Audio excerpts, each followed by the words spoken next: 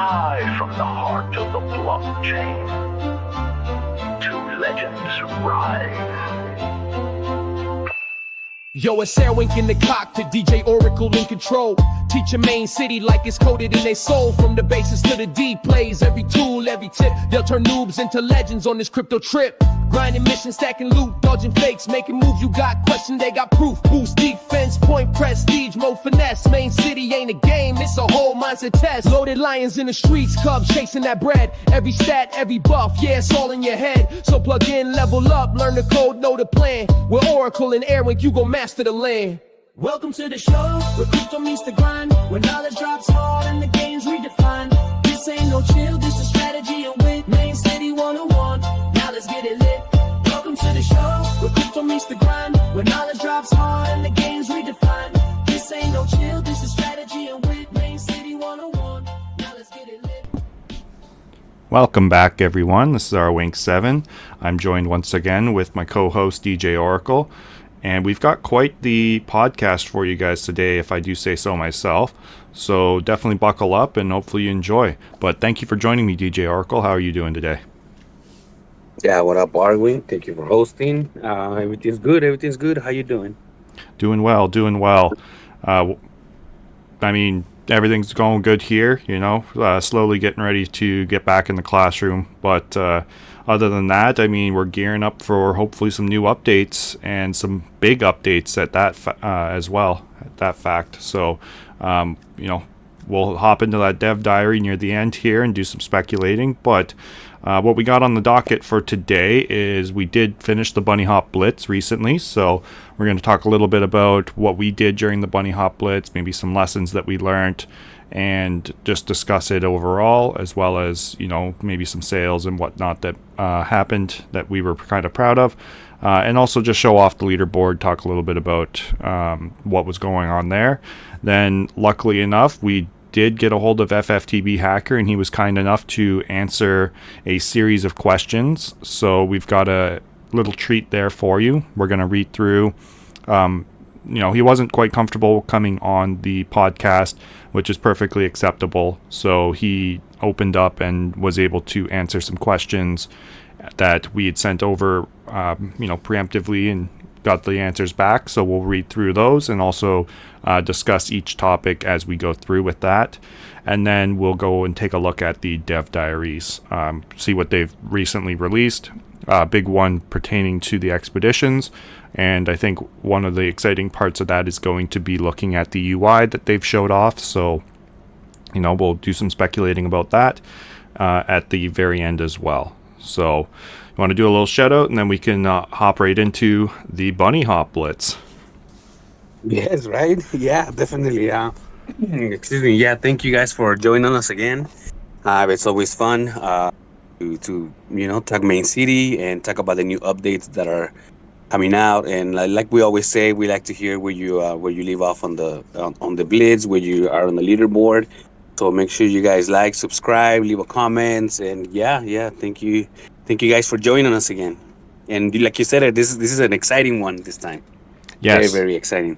Yeah, it's not every day we get to talk to the rank number one. I'd still love to be able to pick Meta's brain. He held rank 1 for, I think over a year almost, or something like that. So it'd be good to maybe get him on one day. But hey, we get to talk to the guy that's been dominating the blitzes recently. So, and his meteoric soar up to rank 1 in normal mode as well. So that I hope that you guys enjoy listening to us discuss the questions that we had asked and his answers that he had provided. But let's just hop into it. So the Bunny Hop Blitz, let me switch over to the screen recording and we could take a look at the top 10. Thanks to Queen Cindy once again for always putting together an awesome graphic. So here is your leaderboard for the top 10. We had fftbhacker in rank 1, Darklos taking rank 2, and Diesel, I think maybe is how it's pronounced, taking rank 3. So a nice chain gang line up there. And then Mr. Cookie, 4, Fiend for Crow, which is Tracy at number 5. 6 is Meta. 7 was Czar Crypto. 8 we had Trez. 9 was Lightman, and 10 we had Golden Tree. So congratulations to the top 10 there. I'll also just open it up while we're just chit-chatting a bit, and we could take a look at the past event and see where both DJ Oracle and I finished as well. So take a scroll through the entire leaderboard here. Well, maybe not the entire, but for a bit. But yeah, how did the Blitz go for you? I know we're still waiting on getting that bonus skin that's supposed to be coming our way for everybody that was in the top 1,000. It still has not been distributed, but the prize pool has, and I believe out of those blueprints you pulled something pretty good, didn't you? Yes, definitely. I got a museo, quality 2, a black looking museo, pretty good. And then I was like, you know what? Let me just open a gold blueprint, and then I opened a gold blueprint on the same day, and I opened an arcade. So the good vibes from the regular blueprints from the Blitz. That gave me that museo. I think it was just a museo that was like on the regular blueprints.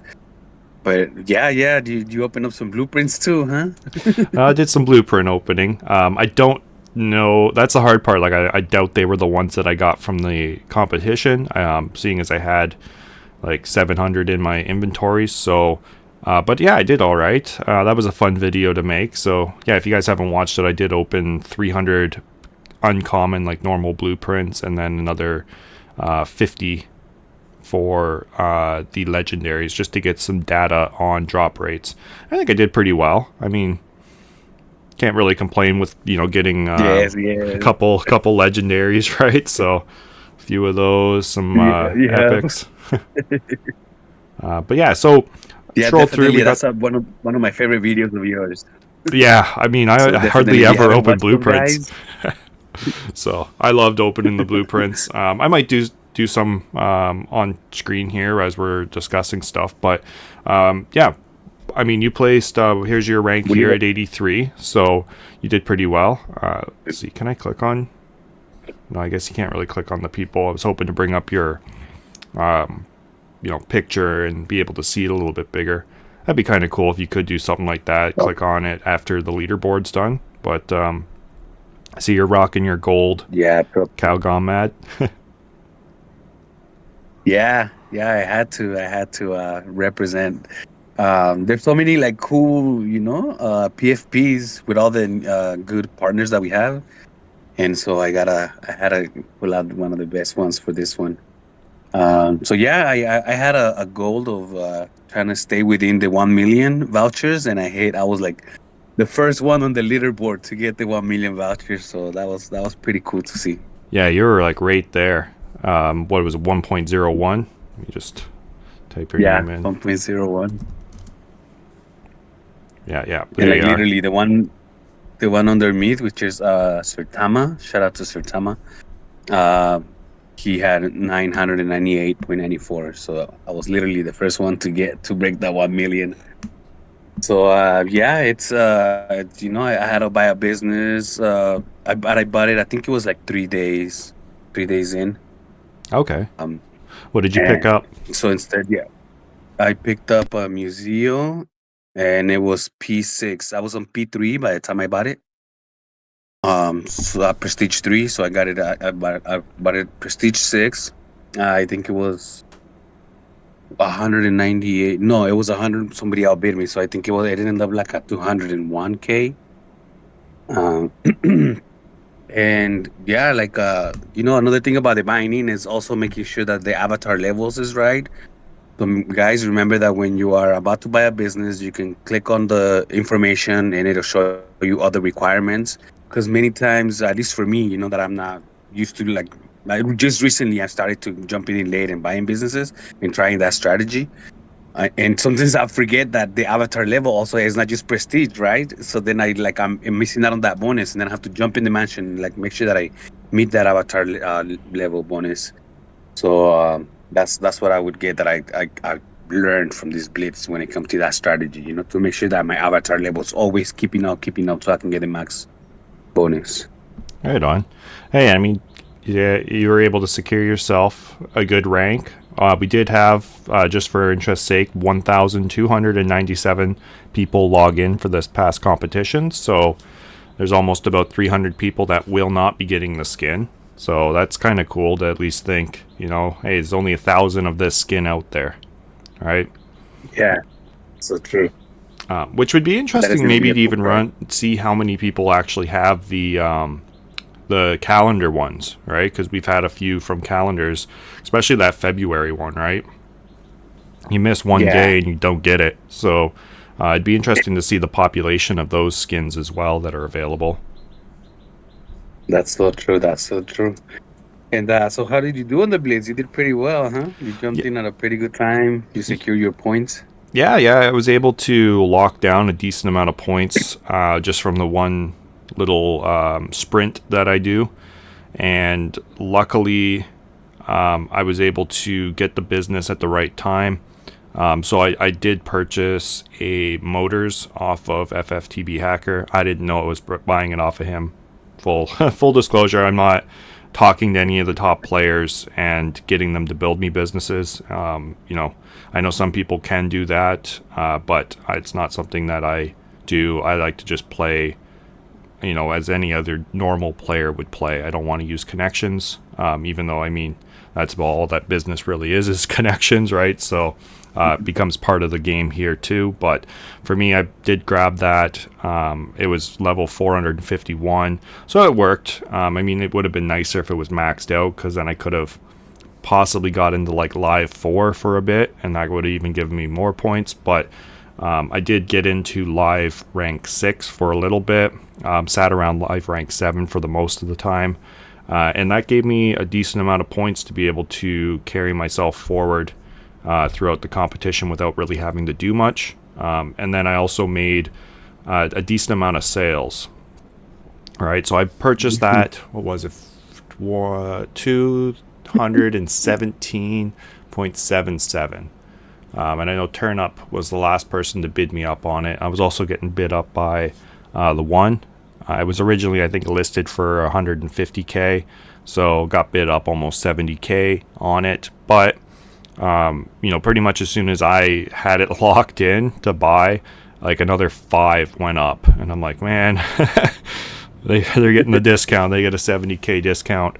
But the thing is, they also had to wait, a little bit longer than I did. And I was able just to hit it really hard and go and start climbing the leaderboard pretty quick. So that worked out. And then near the end, I was able to start making some businesses. And I actually did end up positive before even getting the prize pool. So I sold enough to make 180K vouchers, somewhere around there. Actually, we can switch over to my data sheet that I have here and show the prize tracker. So I do have the Bunny Hop Blitz prize tracker. So it was actually at 198.61 vouchers that I was in the positive here. So not too bad. These are all the sales that I did make. So if you missed my debrief, this is a quick little overview of what I did. Compared to the mid-season, you can see I spent quite a bit more for the mid-season, and I finished a lot worse during the mid-season competition. So yeah, we'll have to try the strategy once more. I think it worked pretty well. I still not the best at it, but I am getting better for sure. But really my goal was to try this, be able to make some sales early to recoup my cost initially, and then just sort of see where the points landed me. And thankfully the points did still keep me in the top 50, so that's pretty significant for me. That's 1.62 million vouchers, so what is that, 1,620 crow. So not bad at all for 1 week competition. Pretty good, pretty good. Good strategy is getting fine-tuned, huh? Slowly getting fine-tuned. Still not able to do it like Fiend for Crow does. But, he also, I think, puts in a lot more effort than I do. For me, it's sort of like I wake up in the morning, look for a business, around like noon time. Hopefully it gets cleared by about 3 o'clock. Depends. I mean, I think I started bidding on this business around 10:30 in the morning. So trying to get it to clear around like 2 o'clock for me so I could really start making a push. But, basically just make like a 5 to 6 hour push before the 10x day. And then just hope that I'm able to kind of coast throughout the 10x day with a pretty decent live rank.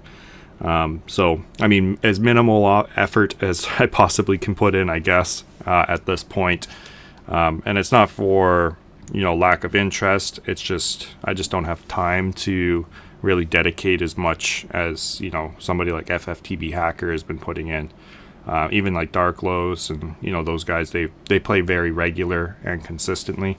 And I know like my plan has been to get a minimal play technique down pat, because I know once I'm back in the classrooms teaching, I'm not going to be able to tend to my game at all. Like I won't be able to play it. I can't really play the game and interact with the students at the same time. So, and obviously I need to prioritize students over playing Mane.City. So, But do you really? No. Yeah. Well, hey, I mean, maybe we can get them into the expeditions on mobile.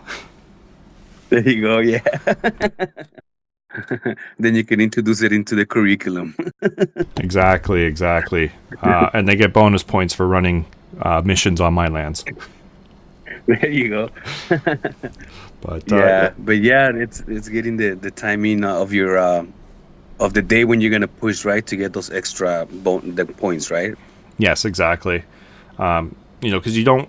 The hard part is like you want to still have a good enough bonus that's being applied to your businesses when you're in that live rank, to be able to also like catch up and naturally be in that live rank position. All right, because what happens with a lot of people is if they make this push and they're riding their attack bonus, which is like 1,500, 2,000%, something like that, and then as that they run out of people to attack and they haven't really secured that live position naturally, and they're still dependent on that booster, then their live rank starts to slow down. They're not getting as many points. There's just a few things that I'm still learning and getting better at doing as well. So it's lots of fun. Yeah, that was definitely yeah. No, and that's a great point, because that was definitely something that I was bad at. It was at making sure that I would take advantage of the bonuses while it was still in the thousands. To that, like you said, to be able to, once the bonuses go down, you're already prestiging, Mm-hmm. Yeah, exactly. Yeah, but it was fun, like always. These are fun. Yeah, no, it's a good time. I enjoy, and I mean, Bunny Hop Blitz is kind of a interesting one. I mean, it was a little late on the Easter uptake here. Started like almost a week after Easter. And yeah, that's why I know everybody's joking. It's like, oh, don't worry, we'll have the the skin for next Easter. It'll be delivered before next Easter, hopefully. Right. They'll probably get it to us in the next couple days, I would think. Like by Friday, we should have it. There's no excuse if they don't. I honestly thought they did a little update, right, to make it so that people can get into the competitions after clearing like the first checkpoint in the tutorial.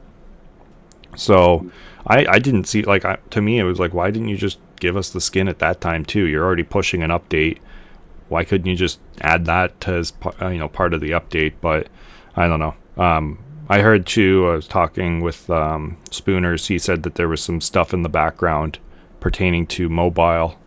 So I think some of these bigger updates that take an hour when it's like making a minor change, a lot of it is pushing infrastructure for mobile and for expeditions. Expeditions should be coming out by the end of this month, and mobile's end of next month, so lots to do.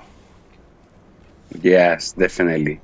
And they did mention in the Discord that they will probably be by the end of this week too, so hopefully you're right. Hopefully by the end of this week is when we'll get them dropped. Because again, it's something new. It's any new things that are in the game. It's pretty exciting. We can make new X posts about it. We can, put the pictures of the skins on the Discord.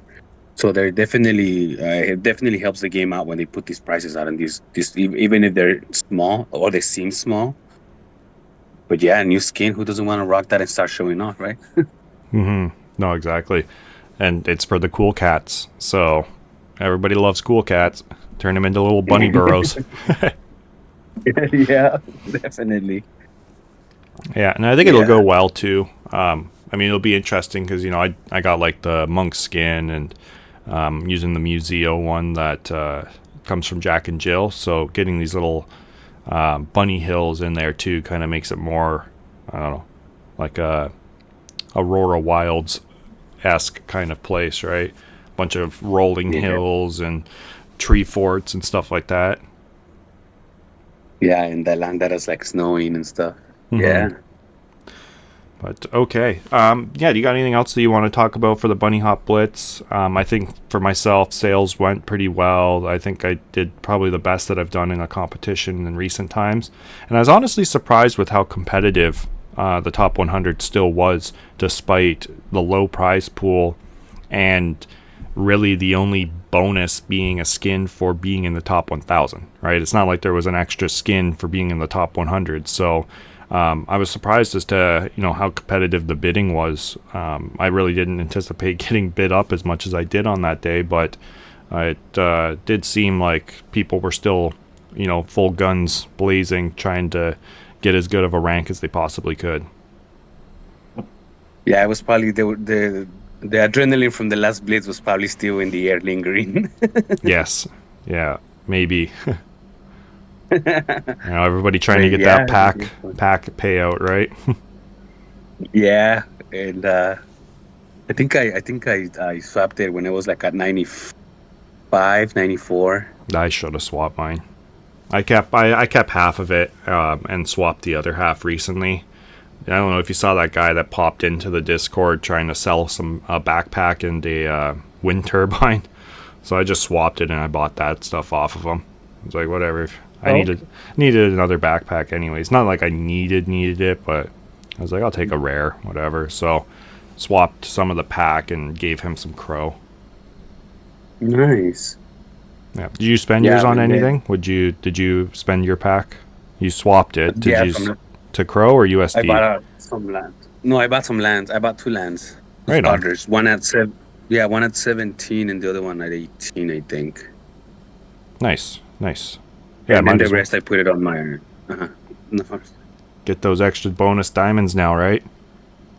Yeah. Especially, I think it was like right around the time that you made that video too, that you were talking about, like when you were putting the lands on that website where it tells you, and there's like the starters are still like some of the recommendations, and I was like, you know what, like it kind of makes sense because I don't have a lot of starters. Like I have a lot of dunes because it was like the first frontier, Yeah. So yeah, I bought a couple more lands, and I bought 2 arids, but that's just diamonds. And the rest I put it on my crypto.com card. All right, on. Like the other 50 bits. Yeah. Go out and do some fast food or something. Get your grocery shopping or whatever with your crypto card. Yeah, and get some crow cash back. Exactly. That's nice. That's the one thing I'm kind of missing here. I don't use my credit card at all. So I'm missing out on all that cash back, especially now that crow's so low. Yeah. But that's true. Stack it. But yeah, I mean, other than that, I think that's all we got for the Bunny Hop Blitz. So let's just hop into discussing what we discussed with fftbhacker. So I'll do a quick scroll through all the questions. You can read the questions and answers. You can pause it if you want, but we'll stay on this main screen when we're actually discussing it. So let me just switch to the screen recording so you can see sort of what we're looking at overall. So we do have a fair amount. We've got a couple little personal questions here. We've got a couple of comp questions. And then we go through the comp questions, and then we did some questions pertaining more to normal mode, just to pick his brain a bit. So that's what we got all listed out here for you guys. And yeah, we'll just hop right into it. So what we'll be doing is I'm going to read the question and then I'll read the answer, and then DJ Oracle and I will sort of discuss it. So this section might be a little bit longer, but I think this is probably the best way for us to approach it.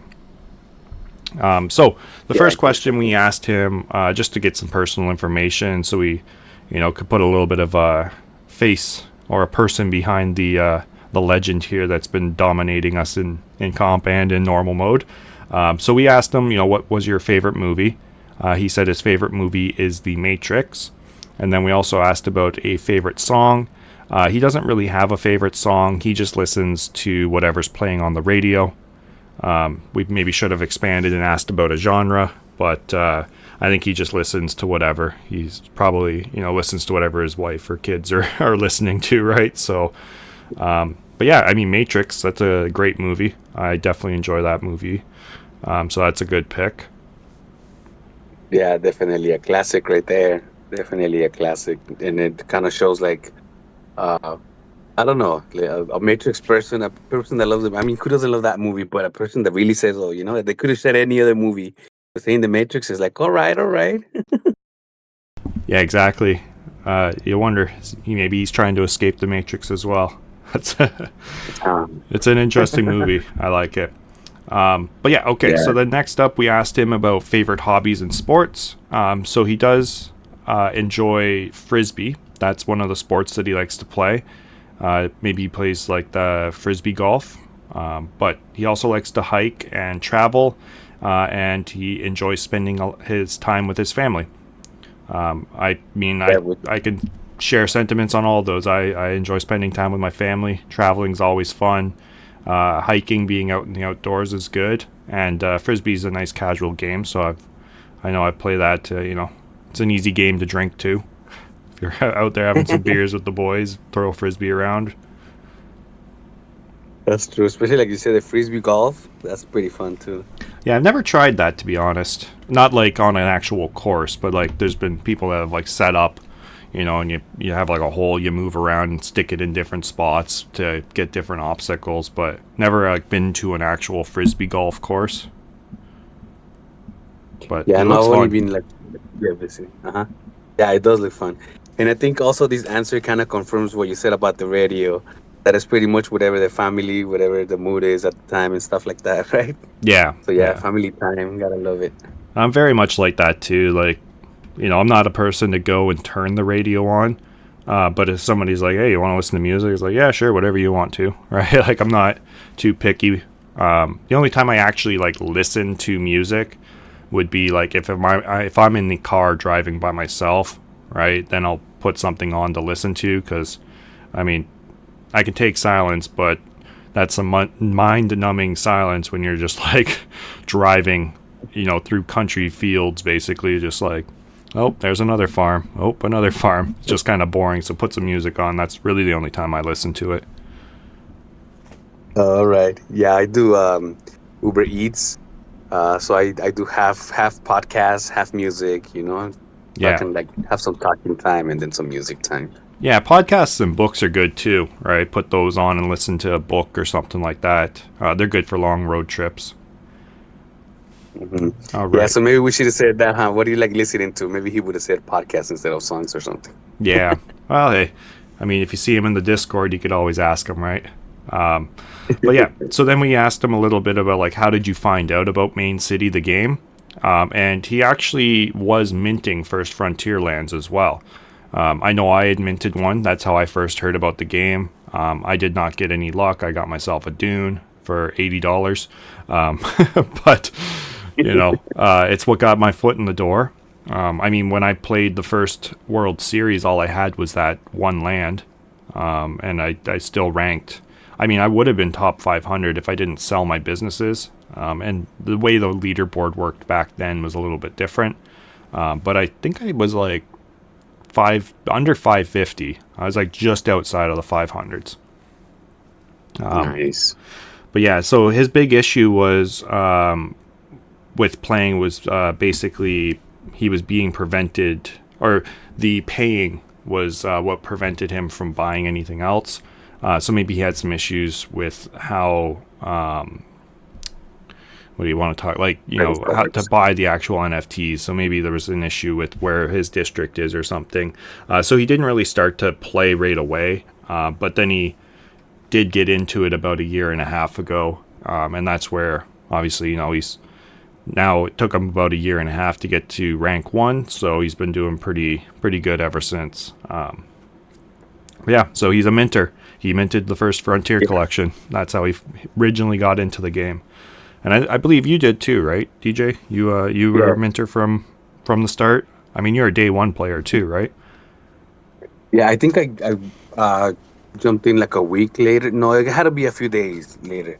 Yeah, definitely before the prestige requirements. So it really helped me to kind of like get up there. But yeah, I got introduced. I was introduced to the crypto, and I just saw the future in owning the lands. So yeah, I minted a few. I think it was like 2. Right on. Yeah, I was still like, I was hesitant. I was like, I don't know, NFTs. Hard part is like you hear mainstream media, right? And they're like, oh, you're buying JPEGs. Congratulations, right? But then I started looking into these, and I was like, okay, I could see how the technology works. I'll gamble a little bit and buy one. I mean, $80 at that time was a lot to me, thinking about buying an NFT versus like crypto tokens. And now I would say my portfolio is probably more NFT heavy at this point, primarily because of the value that I have in Mane.City NFTs. But I mean, I don't think I'd change it too much. Especially if I could start making some sales in Mane.City. Yeah, definitely get those business up. Start selling them when we get more players too. Yes. Well, now too, yeah, we're going to be able to explore our lands, in some capacity at least. So, you know, we'll hopefully get some benefits from that. But yeah, I'm trying to remember when I actually started. It was like World Series 1. That was before Christmas, right? Yeah. I think so. So I'm pretty sure, because like it started in September? They started the game, and I think I waited until like the end of October and like got in a month before the main competition started. Just because like I was always like, oh, it's going to come out on mobile. Like it's basically already on mobile. The idiot I was. We're still waiting for mobile. So I was waiting for mobile, being like, oh, it's going to be out in no time. We'll get mobile before they do any major competitions. And then I heard them announce the actual, you know, first World Series, and I was like, okay, no, I got to hop in now. So I bit the bullet, figured out how to get it all working on my computer, and yeah, haven't left since. Nice. Yeah, at first I had no idea what I was doing, and shout out to, that's when we did after we did the Void, we had the factions, and we were in the Discord. That's when Meta kind of like helped me out. He asked the Voids, you know, if you want to kind of like show me your setup, and then I'll tell you, because I was working on too many businesses at once. So definitely my very first competition, I ranked. I didn't even make the top 1,000. Oh, okay, yeah, carrying too many businesses around with you. Yeah, I was just clicking away. Yeah, it makes me wish I made videos back then so I could see what the heck I was doing. But I mean, it took me about a year, I guess, probably to get the confidence up to start making content like I, you know, would actually know what I'm talking about, opposed to like, you know, just being like, oh, hey, here's a progress update or whatever, right? Yeah. But sweet. Yeah, okay. Yeah. So then we get into some competition questions. So I think these might be the ones a lot of people are interested in, and then we will discuss the normal mode stuff afterwards. So that was a little bit about fftbhacker, you know, his favorite movie, Matrix, song, not really any. And he likes frisbee, hiking, and traveling, plus spending time with his family. And he's an original minter, just didn't hop in right at the start. So with the competitions in mind, do you have a voucher budget for each competition? And if so, what do you base it off of? Is there like a specific prize rank or a value that you have? And then for what he had responded is that he usually has a value in mind, but he always seems to overspend on it. But with, you know, much more with like the last competition, when people are trying to fight for those early buys, that's where he ends up overspending, I think. So to me, that's saying like, you know, he's got a budget of vouchers and it's sort of split between diamonds that he's purchasing as well as purchasing businesses off the marketplace. And, you know, he ends up overspending when people keep bidding up right at the start, right? And I know there's people like Dazul, Flip, right? Razal Ghul. There's a few of those guys that like to buy up stuff right at the start as well. Yeah, I was gonna say it sounds like he wants to make sure that he gets the business that he wants, and then whatever else he gets on the blueprints, then he'll probably use to merge if he gets the same businesses. But he wants to secure those businesses off the market first. Huh? Yes, yeah. We kind of get into that in one of the later questions here as well. So that's sort of what I'm getting from what he's saying there. And then what is a typical spend for diamonds? Do you do a lump sum at the start or do you buy throughout the competition? So when it comes to diamonds, I do a calculation for how much that I'll spend before the competition. The exact value, it's very different per competition is what he says, probably based on prize pool and, you know, stuff like that as well. He probably takes into calculation, but it's usually based on a base target for an imbuing level and whether he's going to be able to sell stuff on the market. So those are the two big factors. He's got imbuing levels, which we didn't ask what he tries to strive for, unfortunately. But he also talks a little bit about the markets, right? And we know he sells quite a bit. Anything, and he usually sells a couple below his current prestige. So you can see a lot of businesses on the market, and you can guess that they're probably from him. But it also depends on how many top players there will be that are fighting for the podium. So I think he's got a whole calculation going on based on like the imbuing as well as the businesses that he plans to be able to sell on the market. Probably also depending on how many top players he sees fighting for a podium position. Then he knows how many businesses he can probably sell. Yeah, to kind of like make sure that he stays with a good gap that he might not get caught up all of a sudden. Yeah, exactly. You know, he needs to keep that couple prestige gap just so that, and it makes sense too, because like if you're building a business to prestige lower than you, it doesn't really cost you that much gold, right? It's just the diamonds. So it's not really affecting his city progress as well. And he's also able to make something that, you know, somebody like myself or yourself would be interested in buying. Yeah, and also it also makes sense that he'll invest in imbuing the business to have that permanent bonus. Because being at 1, you kind of like run out of targets to attack, right? Yes, so yeah, exactly. To kind of secure a permanent through the imbuing. Yeah, because you maybe have like 2 easy targets to attack, 3 maybe, depending on which factions. And if I think he just attacks anybody. I don't know if he's really sold into a faction. Maybe that could have been a question we should have asked him, but I think we could tell by how he just sort of flip-flops back and forth. But yeah, so based on what is your base generation for diamonds? So this was a big one just to give everybody a ballpark of where he's at. So his diamond generation at the start of a competition is between 50 and 60 million. So that's pretty crazy. I know I'm at, I think like 38 to 42, somewhere in that range. So he's got a significant amount more than what I do. What's your diamond gen? Do you remember at the start? I think I start like at 32. Yeah, like at 32. I'm in normal mode. I'm at 40, I think. So when I start on regular mode, I think it's like at 32, 33. Right on, which is still good. Yeah, it's still pretty good.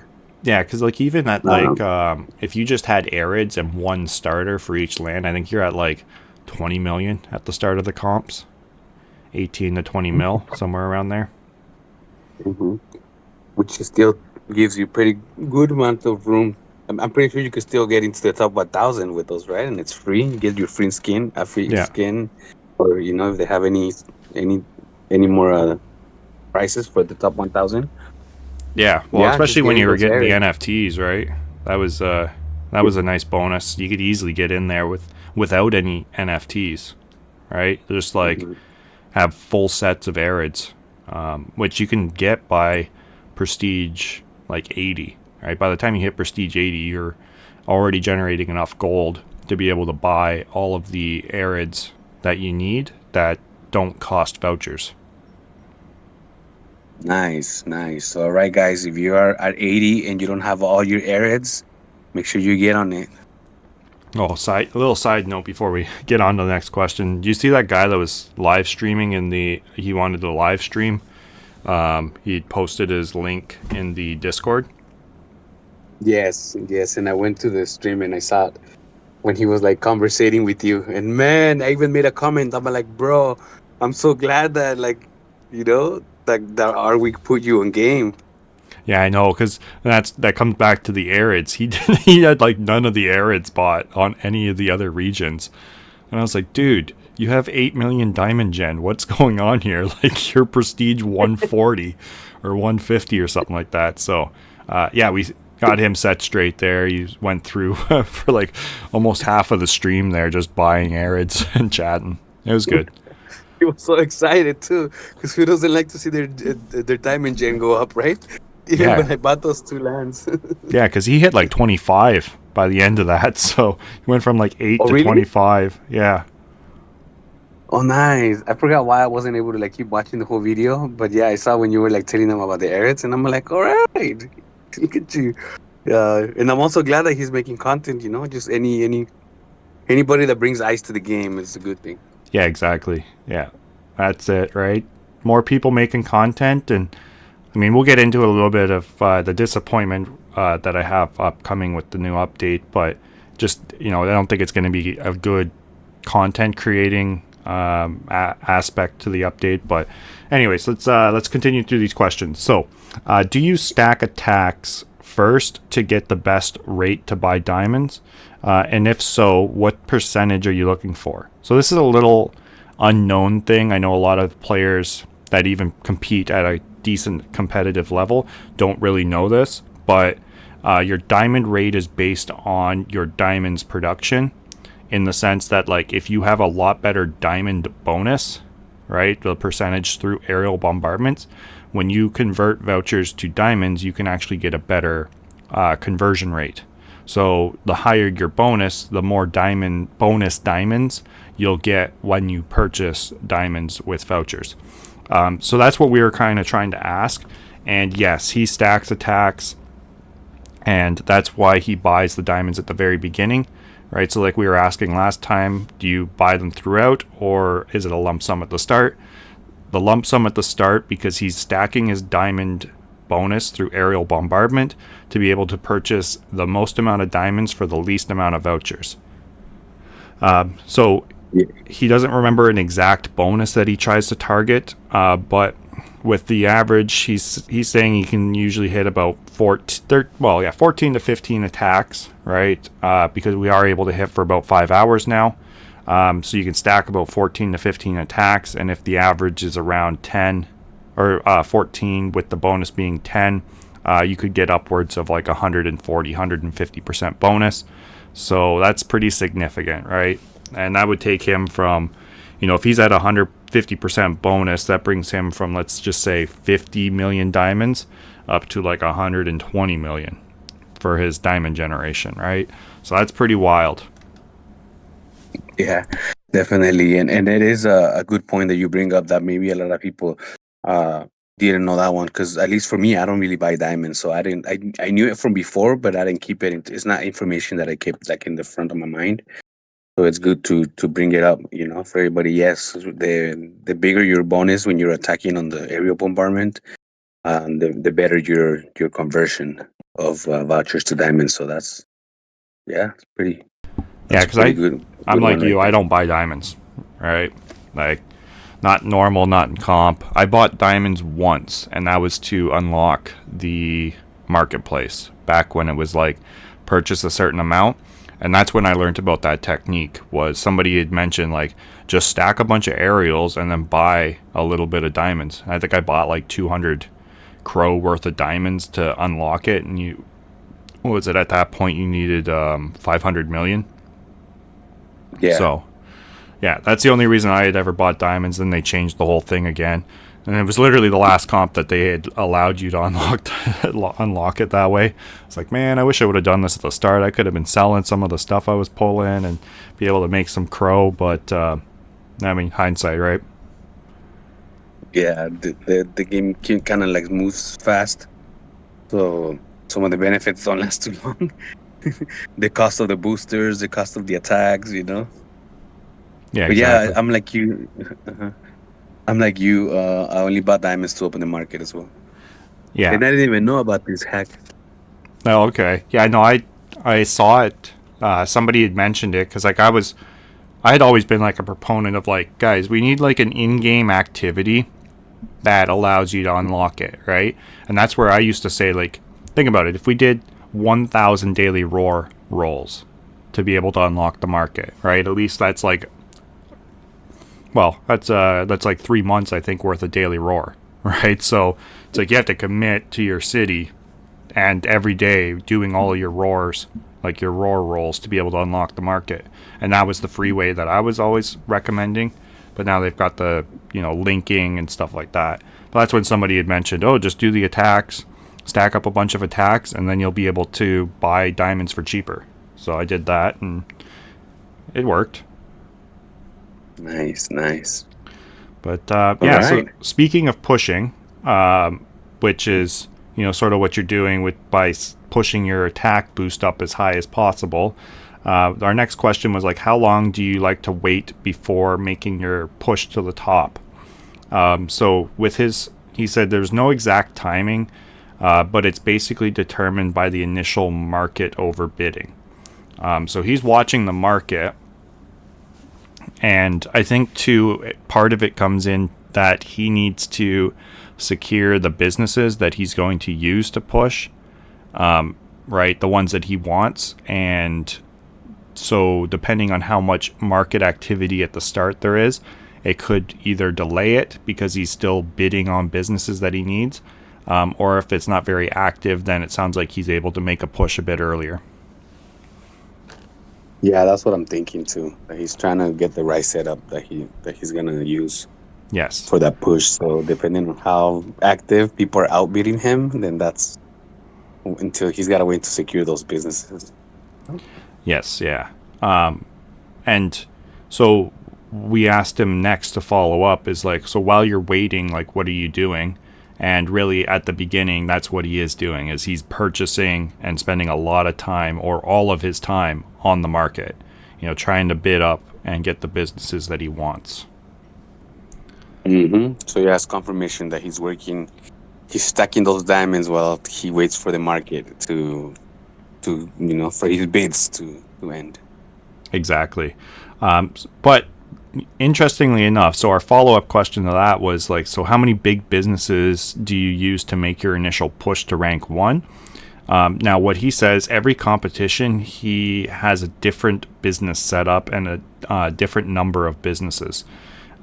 He's basically saying like he needs to be flexible and be able to adapt to the situation on the market, right? So say if he's trying to get, maybe he wants to run like an arcade or whatever, right? And the arcades are just constantly getting bid up. So then he might just switch focus and be like, okay, I'm just going to get a bank, go for the banks, right? So I think that's what he's saying, is like he's not focused on like, I need a bank, I need to get it to quality 6, and then I need a Felice, and I need to get it to quality 8, right? And then I'm ready to push, right? He doesn't do that. He seems to like play around enough where it's like, okay, if the motors are getting bid up, I'm not going to go with the motor. I'm going to switch over and I'm going to go with the bank. Oh, the Felices are getting bid up. Well, let's see what's going on with the Museos, right? Sort of play that route, right? And then build a city around what he can get for the cheapest price, I think. Yeah, I agree. It sounds like maybe he's instead of thinking of a specific business like a museum, he might be thinking like, I need 1 legendary, I need 2 epics, or more of that. than a specific business. Yeah, exactly. And that's where, our follow-up question to this was, what is your favorite business to use, right? Do you like the Felice and Bank, or do you have something else that you do? And then he said, basically, anything rare, epic, or legendary, if I can buy it, I'm happy. I really don't care. So that's what it's coming down to, right? Like, he's just looking for any rare or epic or legendary, whatever he can buy to get a high quality, I think, is sort of what he's prioritizing. And then we had asked, like, do you change your setup much, or do you use the same businesses for every competition? And that's where, again, like he said, I need to be flexible and adapt to the situation of the market. Yeah, so it kind of confirms that he says, I need me some, rare, epic, legendary, like whatever the market gives. Yes, yeah, exactly. Whatever I can pull out of the market that's not getting bid up too much. I understand that. So then we talked a little bit about the actual quality. So our question was, what is your target / optimum quality for a 1 week competition? And is the quality requirement the same for a major competition like the mid-season competition or the World Series competitions as it is for the Blitz? So now he said it depends on the situation. If he's racing for the rank with someone else, then he's going to try to get the higher quality, I think. But in some situations, he's okay with a quality 5, right? So to me, quality 5's already like, wow. I don't even use quality 5s normally in competitions, and he's like, I'm okay with a quality 5. But, sometimes I require a quality 6 or more. And I'm just like, man, I'm lucky to get a quality 4. Like,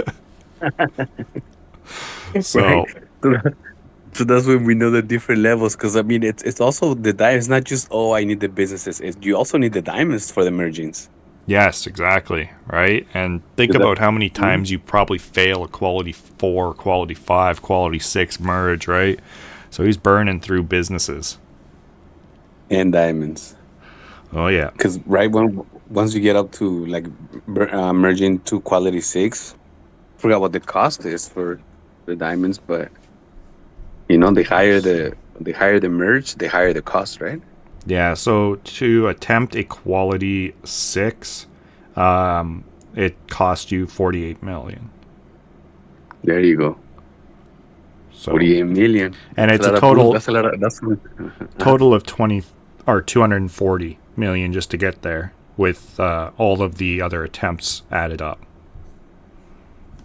Yeah, that's a good stack right there. So that's a lot. So like you said, a lot of diamonds. Yeah. And if you fail it, there goes that 240 million diamonds that you built that guy up for. And now you have to build another quality 5 to attempt a quality 6. So, no, it's insane. Like I said, like I'm happy if I got if I had a quality 5, I'd be ecstatic. But I don't even attempt. I think last time I was quality 3 on my motors, and I was happy with that. So, minimum quality 5 is what he's saying is what he uses. So that's some serious power. And I usually use a bazaar, and I usually bring it to at least quality 5, but that's because it's a uncommon business, so that they're not that expensive. Mm-hmm. And actually, I do have here. We can take a quick look at an interesting stat. So let's just take a look. Here are your main businesses, right? We've got your the bank, the museo, Maine Motors, the Leisureopolis, and the Apex. And let's just put them at Prestige 2, and you could see, should be able to. Let's just put them at Prestige 15 so we can get into the normal numbers. So you can see the difference between like a quality 1 here, right, and then at a quality 6 they've went up an entire integer basically here. So a huge jump up when you look at the differences between the maximum potential actual gold that can be generated from these businesses. And you can see the jump up for the epics sort of happen, or the legendaries happen at quality 4. But yeah, that's some significant power. Yeah, definitely. Yeah, I was able to get in this last blitz my bazaar up to quality 6. So that was pretty good. Sorry, I was showing something. I But yeah, forgot that the screen was not recording, so I'll just pop it up there now so you guys can kind of see here. This is a quality chart that I've put together based on Prestige 15. You can see quality 1's max is somewhere around the 19, E to the 19, whereas when you get up to quality 5 and quality 6, even at quality 4 for the legendaries, you start to hit your extra integer there. So that's where you can see how much extra gold generation he's getting above something that's a quality 1 or quality 2. yeah, quality is definitely a one of the keys for the game overall. Yeah. Oh, most definitely. And that's one of the things that I am not the best at understanding either, which is why I tried to put together that chart. But yeah, I need to get better with, I guess, maybe a little bit more risk tolerant to be able to purchase businesses, to merge and just do that. That would probably help me out with my time to prestige. But speaking of which, do you want to comment lastly on that, and then we'll No, I talk was about... gonna say, I think you hit it on the nail. I think you have to increase your risk tolerance. Yes, it's very low and right your now. positivity, because it seems like you go in expecting to fail. Well, and that's why it's not so encouraging for you. That way I'm already preemptively setting myself up for the disappointment, so when it succeeds, I'm extra happy. But if it fails, I'm already ready for that. There you go. And so, I expect them to fail, but I'm still happy all around, I guess. Because even when I fail, I'm like, it was another quality 6. Burned into the air. Goodbye. Goodbye, all those businesses. Yeah, so I guess I got immune. Yeah, you're just numb. That's the thing. You're just numb to failure. Yeah. Just like, it's just another quality 7. Whatever, I'll build another one. Yeah. For real. No, so that's it. I was gonna say, so speaking of leveling up to the next prestige, that was our next question. We were curious to how high he levels up a business once he does hit the next prestige. And he was saying it's something between 300 and 420. But it really, he's factoring for calculations that include the number of businesses he has, income bonus for the businesses, plus the max level of every business. And there's a few other things that he takes into account when he's calculating where to leave a specific business, right? So for me, it's just I level up my cool cats to 310 so that they're easier to level up to 610 when I'm ready to bring them up to the next prestige, right? And I push my other businesses basically to 100 out from 100x out from being max level to go up to the next prestige. But he's got a lot more in-depth calculations to determine exactly where he's going to leave a business, and it depends on how many businesses he's running, the incomes on that business. So if you've got imbued or a skin or something like that, I would think. And then, of course, the max level is very important. Yeah, because the max level, let's say for a den, that's only 520. When you start getting closer to those levels, they get a lot more expensive because you're gonna hit that 520 as opposed to something that the cats that is 610 or some other ones that are up there. It's not gonna be as expensive when you get to the 400 level 400. But for the den, it is a little expensive, so I leave the den a little bit lower. Yeah, I usually leave the dens 10 to 20 lower than a Leo & Co. Just because the Leo & Co.'s got that extra 30 levels, right? Yeah. Yeah, and the cats, I do it at 300 just because it's 3 clicks. Tick, tick, tick. But that goes to show why he's at number 1, because there's a lot of more calculations than just a typical, let me just do it to this level, let me just do it to that level. Yeah, exactly. We'll pull this one question up as well. So one of the last questions we asked him, but I'll bring it in since we're discussing leveling, and it was pertaining to what his leveling preference is. All right, so everybody's aware you got the 1x, the 10x, the 100x, and the forbidden max button.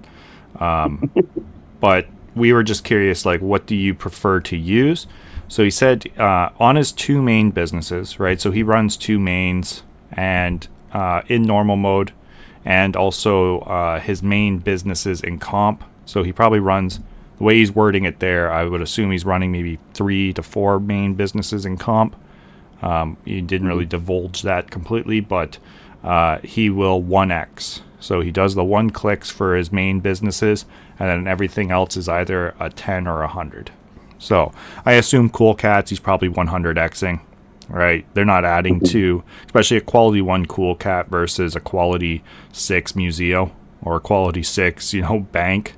Like, the thing's making the decimal of the bank, basically, right? So you might as well just 100x it. It's not really contributing to the city, but if you've got something like a bank or a museo or your Felice, right, and they're high quality, you're doing those 1x's. Mm-hmm. Yes, definitely. If the quality is high too, you want to take advantage of the odds. Yeah. Of more clicks rather than leave it up to a few clicks. Well, that's why it surprised me. You're doing 100x's on your Cool Cats, huh? Yeah, because like you said, it's not really even it's just pretty much for prestige, for requirements. Yeah. I don't do it for when I first started the competition. That I do the 10x, Okay. just because I'm trying to use anything to get to prestige 1, right? Yes, yeah. No, I remember the first video I think I ever saw of yours, and I was the one that commented, be like, man, watching you do these 1 clicks is like, I forget what exactly I said, but it was just like, and then you're like commented back being like, hey, gotta do those 1x's, and I was just like, man, he's doing 1x's on everything. Cool Cats, like, I thought it was hilarious. But yeah, me too. I was just thinking about that the other day. I didn't even remember it was you, but I remember I was like, man, I remember somebody telling me, man, just use the 10 or even the 1. No, you said use the 1. No, use at least use the 10. You're gonna take forever. I forgot what it was, but I was like, that was like over a year ago. I'd be like almost 2 years ago, I think. Forever ago. But yeah, I remember that. That's why it was funny because I heard you when you said you're doing 100x's now. I was like, oh, he's changed. For the religious, just 1x, 1x, 1x. Yeah, but it was like it's it for the main businesses. Yeah, no, still do the man. 1x for the main businesses, but I mean, I used to not. I would do rounded out and then 10x's, but that was back when I had one of every business, right? And so running them, it didn't matter if you were doing a 10x or a 1x because you had another business that could roll better, right? And you just had so much income coming in. It was just the diamonds that was slowing you down, right? But now it's like, okay, we got to be specific with the income clicks because now it's the gold that slows us down or the cash. Yeah.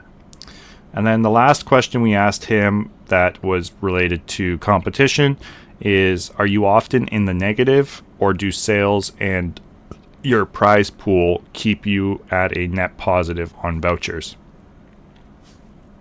Any guesses? Oh, he's positive. Yeah, that's where the budgeting and everything comes into play, right? So he's budgeting to make sure he ends up positive. So yeah, in the end, he is net positive. So thank you to all of us plebeians that purchase businesses off of him. We keep him positive. Right. Yeah, but at least it's a good investment on the placements, in our placements, right? Instead of just having to do the prestige, especially like different strategies, So yeah, shout out to the seller. Yeah. Shout out to the distributor. Exactly. Hey, he's definitely selling lots. I mean, I'm pretty sure even, what was it in, was it the Wolfies one?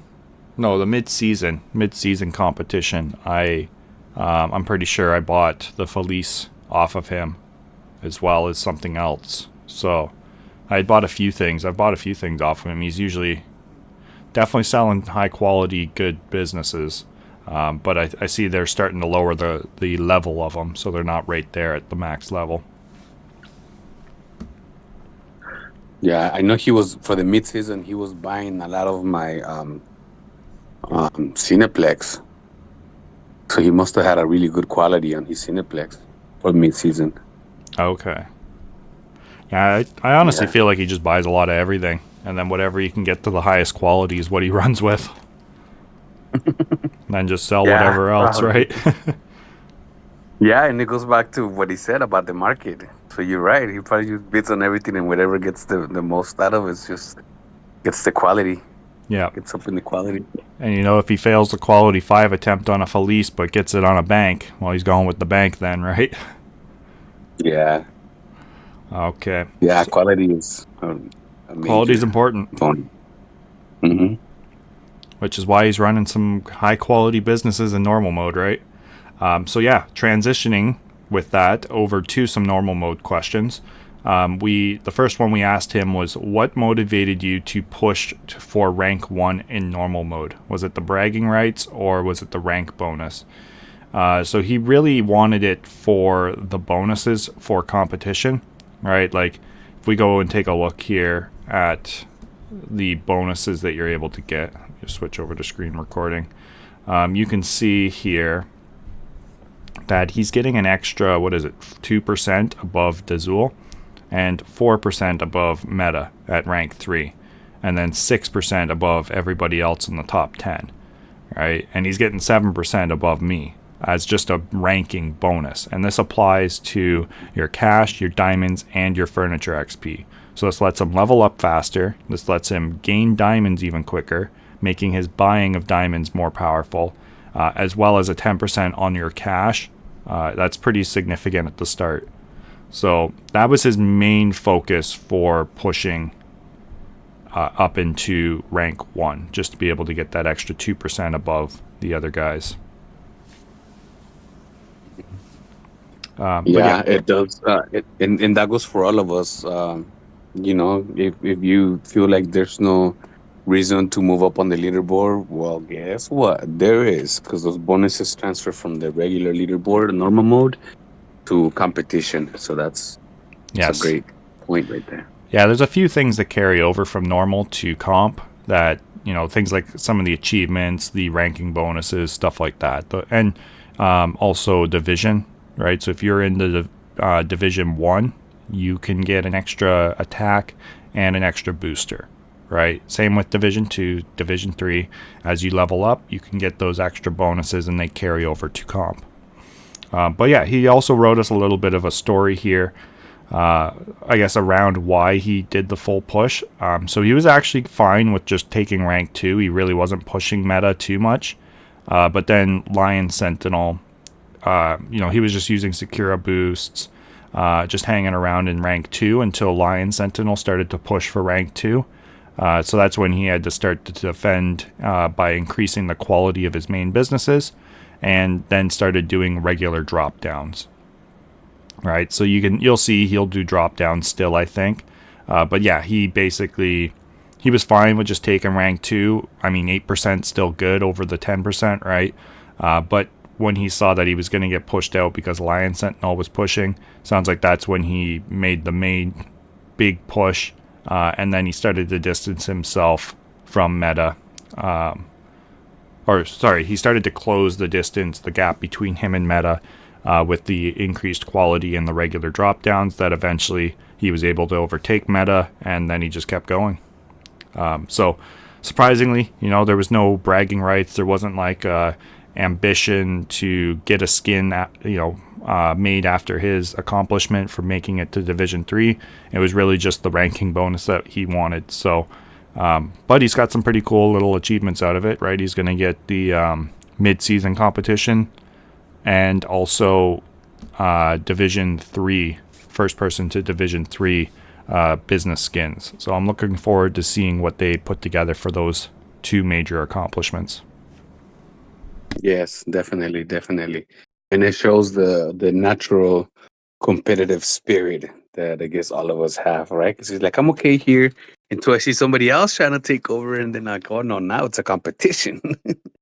Yeah, exactly. That's a It's pretty like, good oh, I story. don't want to get kicked out of this rank, so I better push a little bit more. Which actually, where is Yeah, Lion yeah. Sentinel now? She's at 11. I was Oh, just okay. asking myself the same question. She's at 11.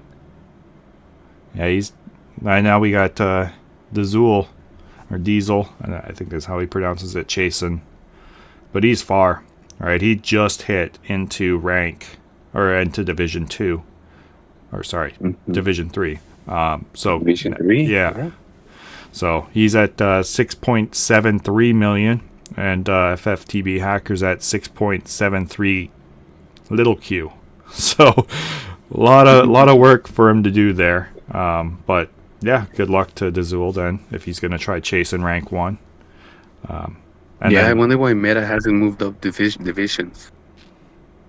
he's still not quite there, I don't think. Right, he's only at CK. Oh, there we go. So Oh, let me flip it over so you can see. So he is still doing his drop downs. You can see he's out of rank 1 at the moment. So Dazul's taking rank 1 for a few seconds until fftbhacker does pop back up.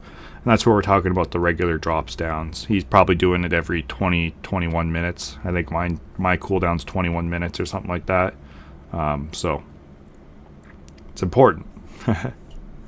yeah.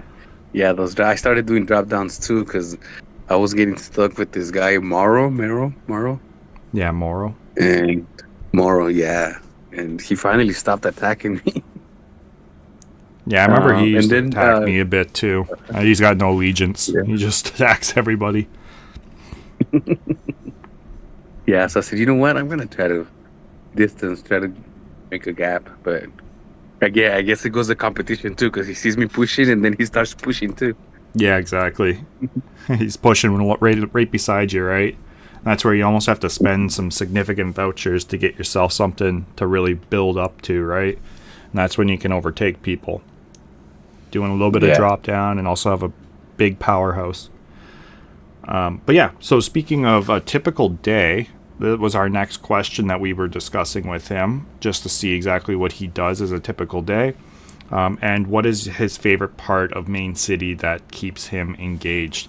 So his typical day does consist of drop-down attacks, hunting the cubs, the daily missions, and of course, checking in on the calendar. But the engaging part is really the attacks, right? So the other parts are done in a couple minutes, right? Aside from the cubs, you gotta be signed in at a specific time. The daily missions take next to no time, clicking on the calendar and whatnot. So it really is the drop-down attacks that's keeping him engaged. And then the other part is the Discord and the community discussions. And he also gave us a little shout out here. He likes both of our videos, so he enjoys being able to watch what we put out. So he said thanks for that. And then he also spends a lot of time on market, trying to push the boundaries of the game, right? So he's been increasing qualities. He buys a lot of Cineplexes. Like, he bought up pretty much all of the Cineplexes for like the last 9 months to attempt a quality 10, which he he achieved that quality 10, right? Not tripping. I think he did. Yeah, so he's got I think he did. because I remember, and then he posted a picture of a bank at quality 9, which is insane too. So yeah, he's got some insane qualities on his businesses. And then the other part that he really likes is the math formulas and the Excel spreadsheets. So he really likes putting those together to help him better his game. Yeah, and when I read that is when I kind of like it confirmed my kind of like the suspicion that most of the people that do really, really well are the people that are keeping their beats together. They're writing things down, their numbers down. Then somebody who's a little better than average, like myself, that I kind of know when to click, know my levels, know when to log in, know when to boost, know when to attack, but I don't really keep records of things. So that's like literally, that's why this game is kind of like a tycoon style. Like, people that are up there is people that are running like a real business. So yeah, I'm gonna start keeping track on these next competitions. Yeah, definitely worth having an Excel spreadsheet if you don't have one. I know I sent you over mine so you can work with that. Yeah, I appreciate it. Really, really appreciate it. Yeah, it gives you at least a starting point. Customize it however you want. But it can be confusing. I took like almost a week reformatting it because everything was just like everywhere. Right? It was just all over the place. But I know where it was, right? Because I'm used to using it. So Right. I didn't have to make it for somebody else to use. But then when it was like, hey, can I use yours? I had to, a couple people ask about it. So I was like, yeah, okay. I'll try to clean it up so you're not so confused. Probably still confused. But You had to decipher it. yeah, it took me a bit even to decipher and be like, okay, where's this best placed? But yeah, no, an Excel spreadsheet with the math formulas in it and some of the major information that you get from, like the playbook put into an Excel formula, it helps out quite a bit just to visualize and give you that input of like, okay, if I change this number or increase the quality, how much better is this business, right? And it just helps you put those numbers into your head a little bit. Yeah, and we have a lot of community members that are like that. Like, yeah, I know Curious likes to run numbers. I know Pampa likes to run numbers. Yeah. So, yeah, it's a good game for number people. It is. It's a big number game for sure.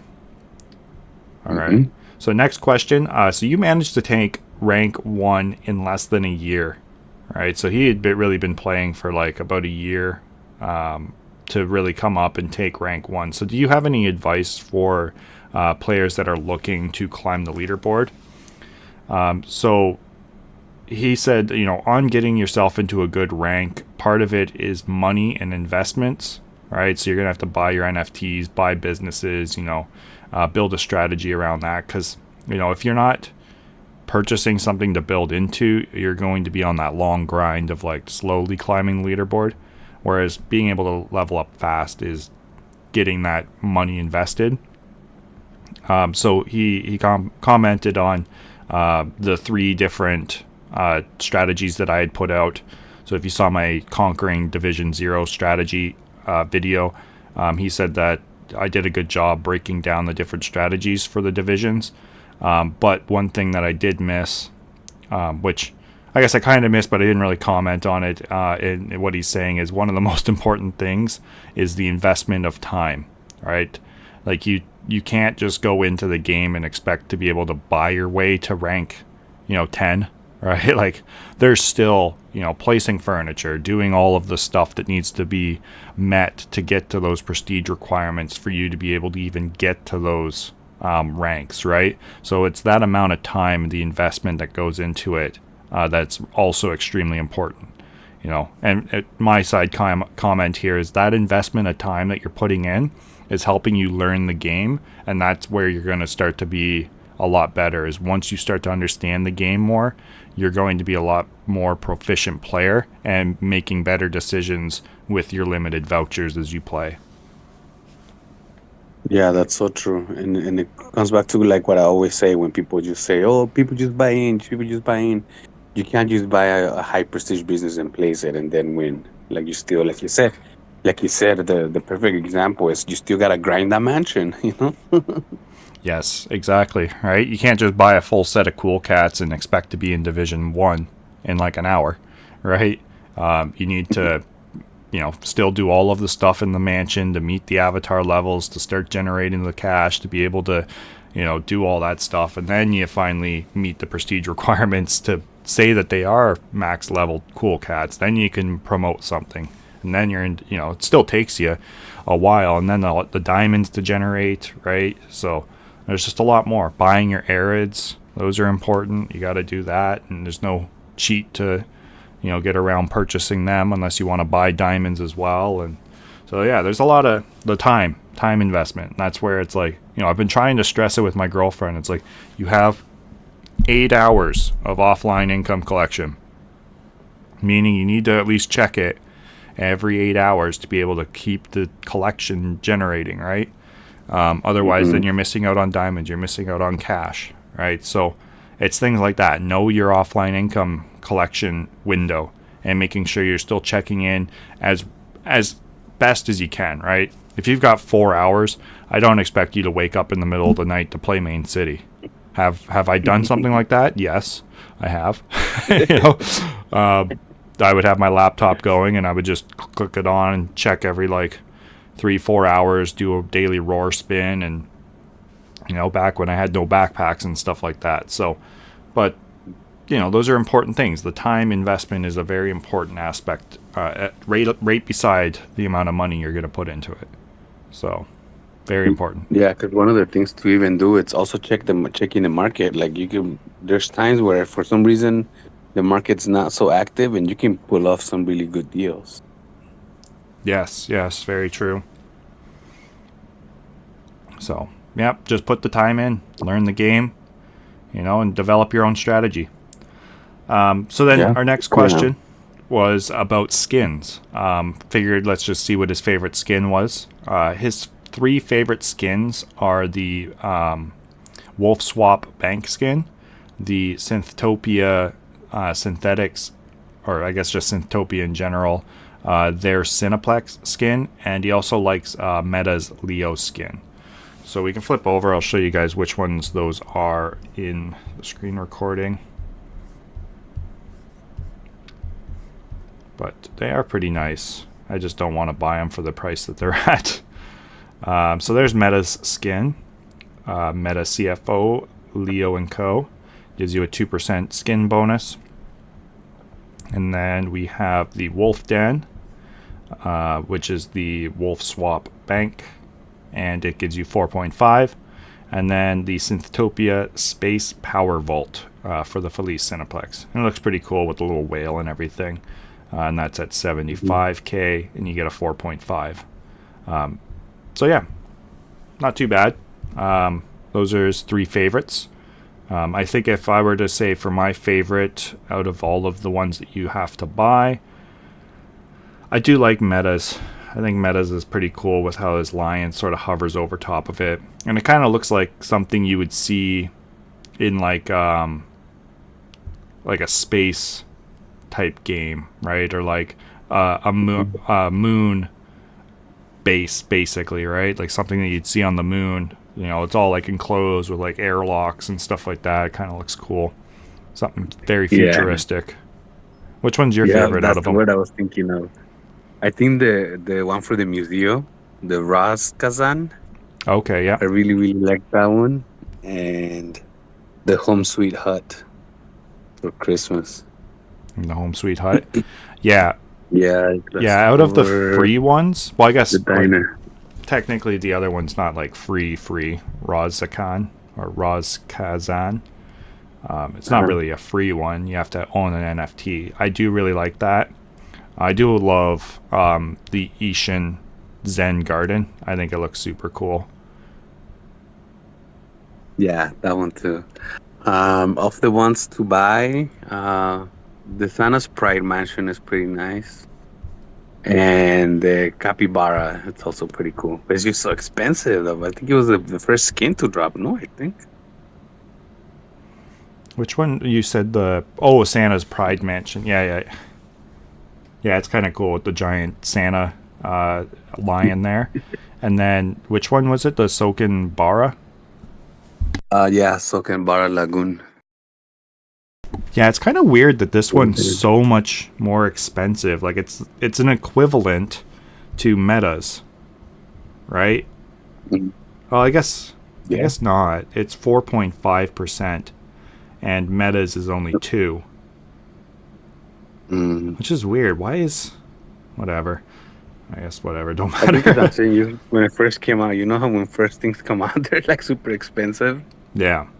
Kind of like when the iPhone first come out and things like that. Oh, very first skin. Yeah, exactly. Right.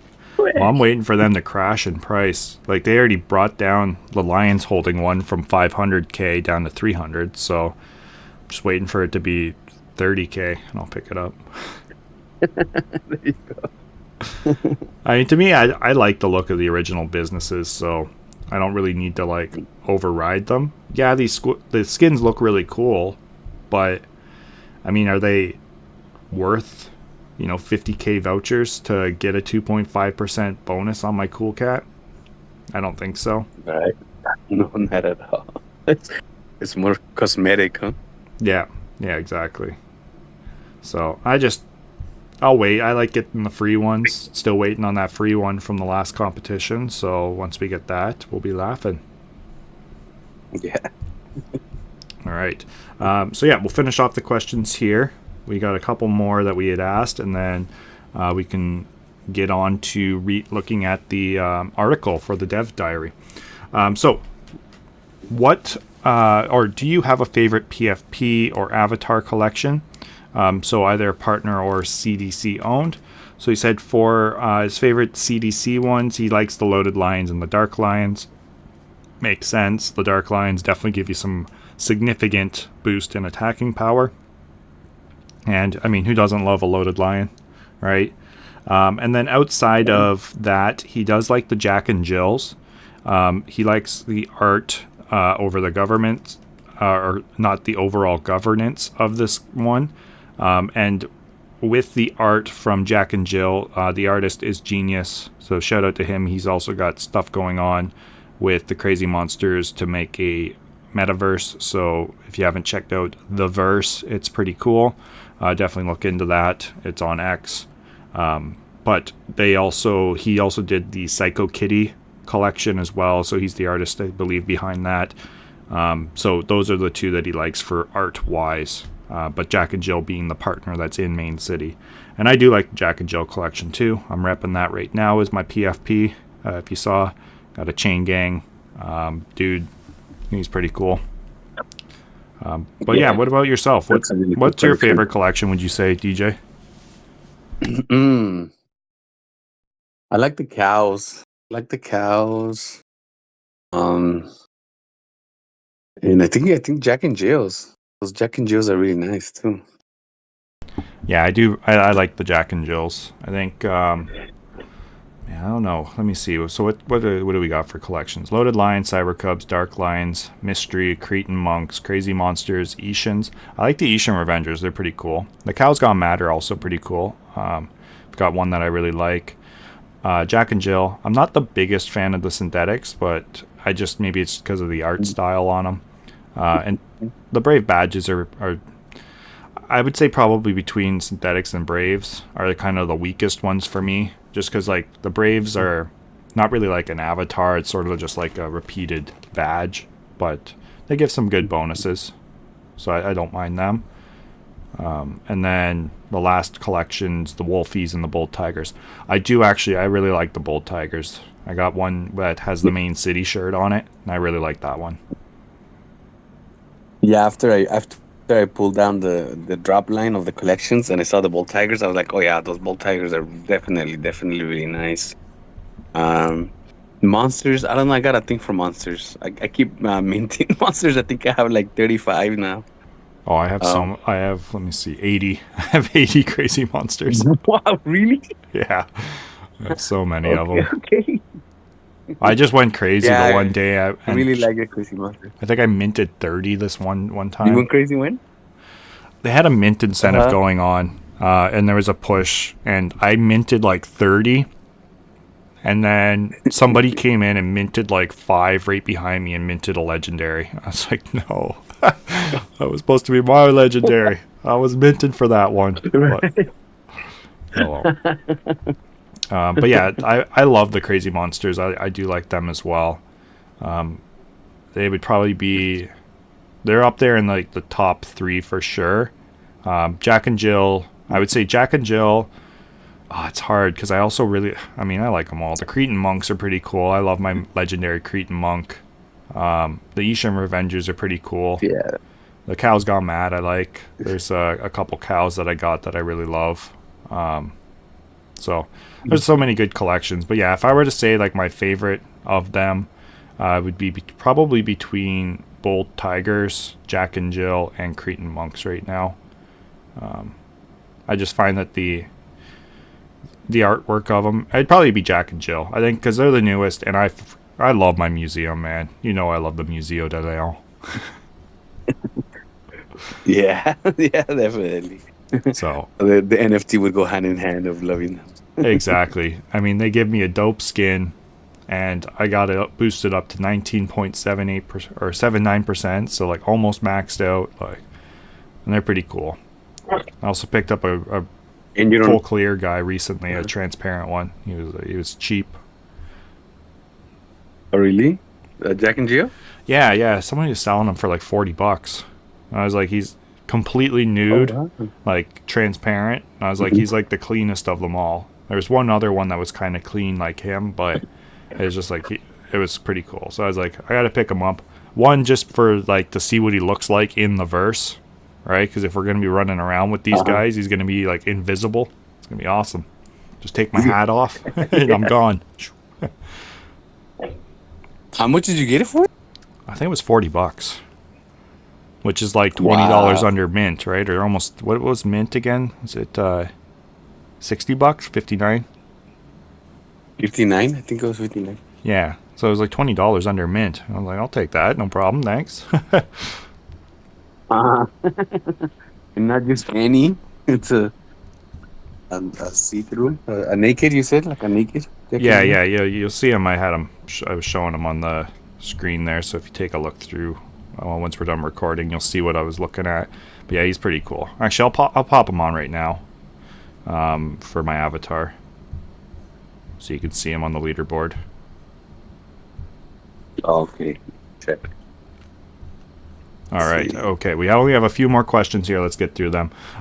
So what collection, what NFT collection is the most important for you? And we specified other than lands, because I think we're all aware, if you're looking for Diamond Gen or anything, really it comes down to lands. That's what you need. So he had said that the one that he finds the most important is your weapons and armor. All right. So I agree. Weapons and armor are very important for competitive. Yeah, they're the most important thing, I would say. Well, I mean, yeah. If you really want to climb up, you got to try to get those bonuses. And if you want to keep those bonuses, you got to put your defense up. Exactly. And to stack those bonuses, you need good weapons. So, even if, like, for myself, like, they're fundamental in the plan that I have for my strategy, right? Like, if I didn't have the weapons, I would maybe get up to, like, at best 1,000% boost, right? But with the weapons on, right, if you can hit a 250 malware, 3 or 4 times and have them land on the proper land, you've got a pretty good boost going, right? Whereas, like, if you have no weapons for that, you're only hitting at, like, I think what is it, 60% as like the max end without any weapons. Yeah. So it's just such a slower climb, right? And you're not going to be able to stack them as much. So really, weapons are very important. And I would say armor too, especially to protect against the malware, Maelstrom. Get your Gigabyte Guardian up there. Those are very important. Mm-hmm. Yeah, and especially because you can also get a bonus if you're not being attacked. Yes. Then you also get a bonus from those defense.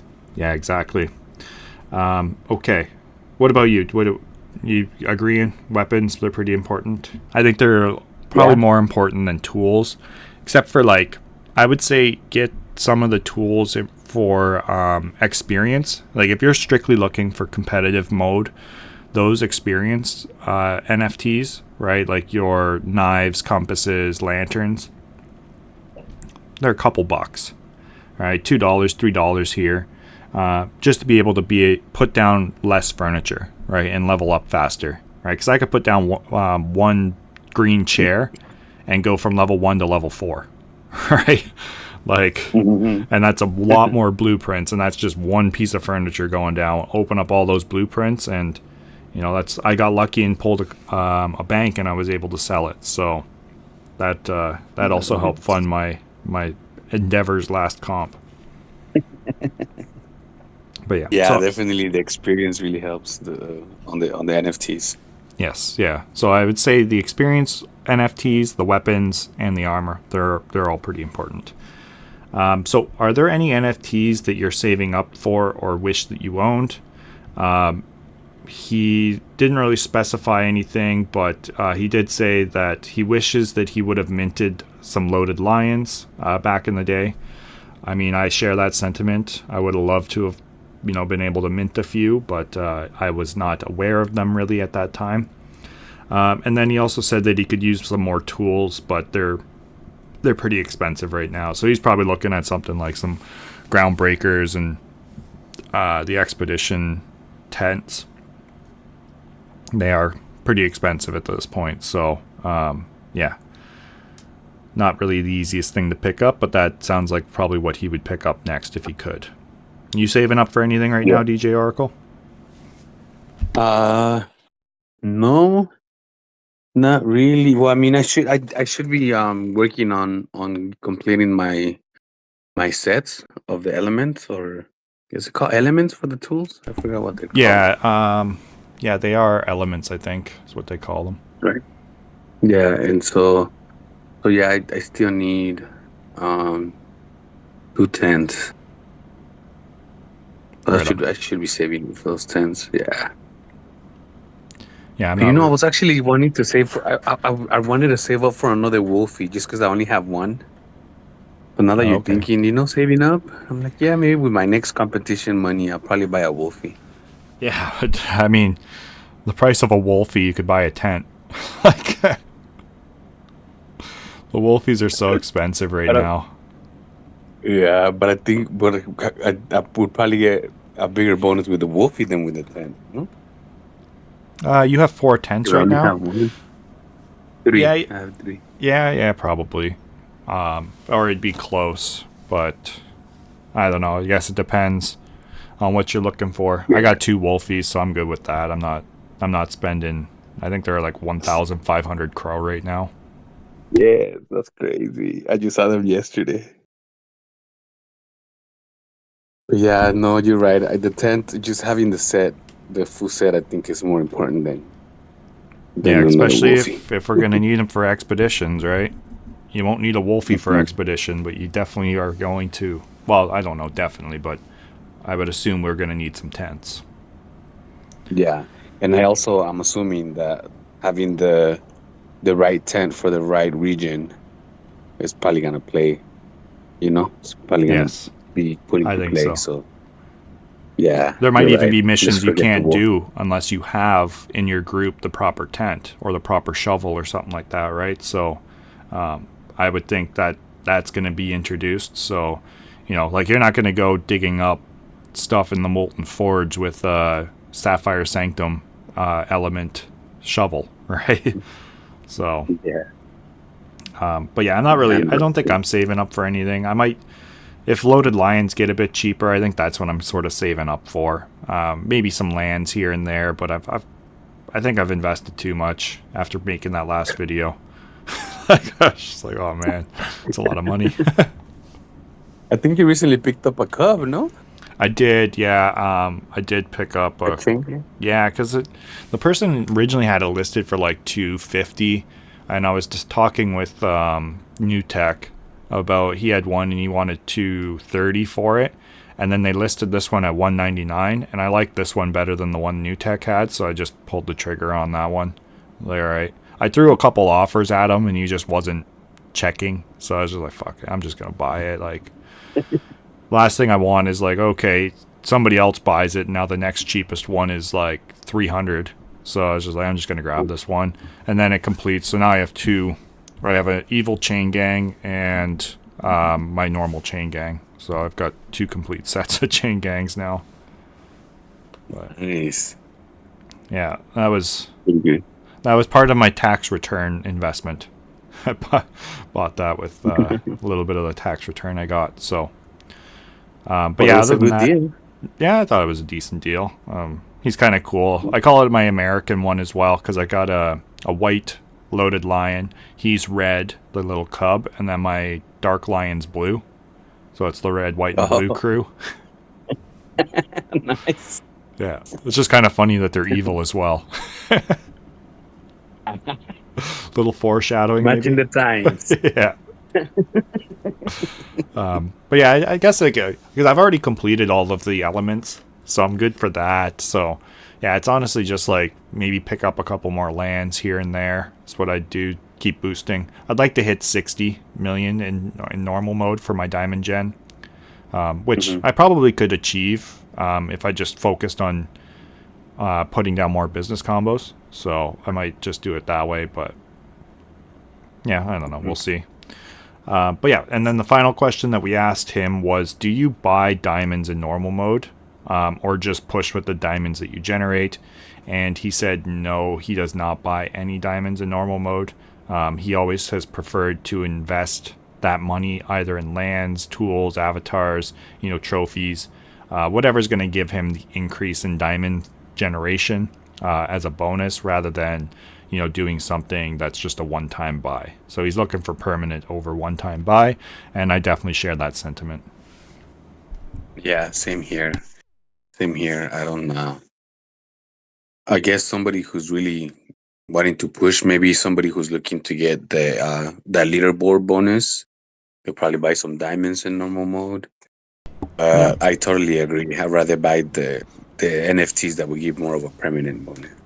Yeah, exactly. Like, you could buy diamonds if you're running out of diamonds, but that's where I think I'd be stacking attacks and stuff more strategically, and you'd want to buy the weapons to be able to do that. And so there's just things that I think the money would be better invested in some of the NFTs up until a certain point where it's like, no, I just need the diamonds now, right? Then you would try to stack attacks, buy some diamonds, and go about it that way.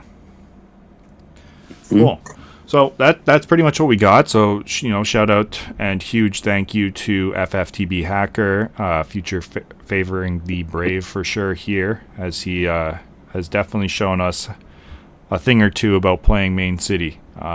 He's definitely dominating the leaderboard right now. So congratulations, and we look forward to keeping an eye on what you're doing. And greatly appreciate you sharing some of this information and insight with us. So, if we missed anything, drop them down in the comments below. Maybe we can pick his brain and get a little catalog of extra questions going down in the comments on this video. But otherwise, that's what we got from fftbhacker. So once again, thank you for taking the time to answer our questions. Yeah, definitely. Big shout out to him. And if you're I appreciate this interview also with him. Make sure you let him know in the Discord when you see him. Let him know that you like the interview, and we appreciate you for answering it. Yeah. Hacker. Sure. Yeah, and if anybody else is interested in doing something similar, by all means, we could maybe even do just a standalone chat with somebody. People that come to mind, Meta, Tracy, which is Fiend for Crow, somebody like that. So if you guys are hearing this, or if you're not one of those people that are interested in doing it, but somebody that might be, go ahead and harass them in the Discord and let them know. Maybe we can get something going.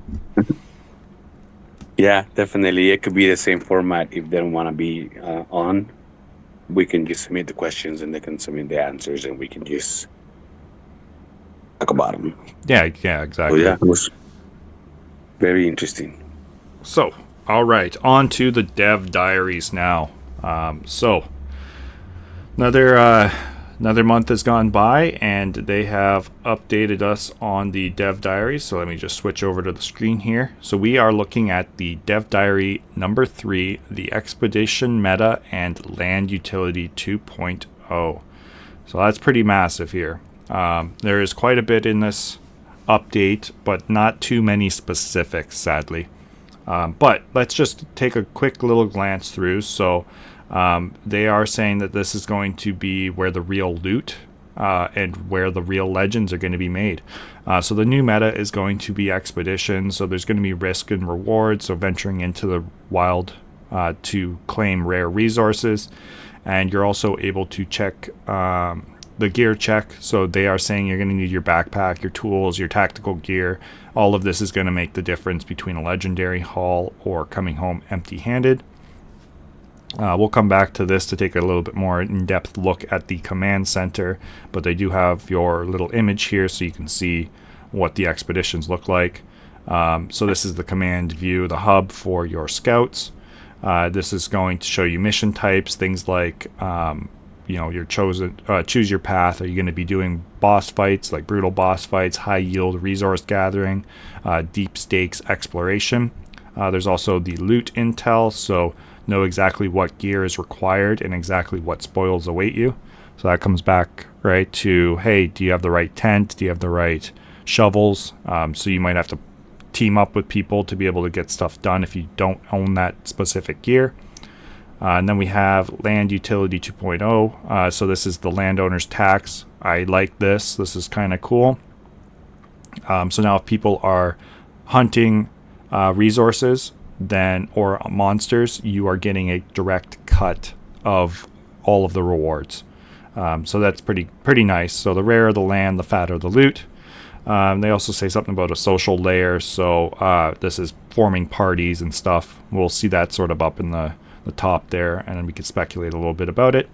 And then there's the final little note here, and I don't think it's pertaining specifically to expeditions, but this is just some upgrades coming to the competition or competitive experience. So they are going to be integrating a UI improvement so that we know what day is what for the competitive multiplier.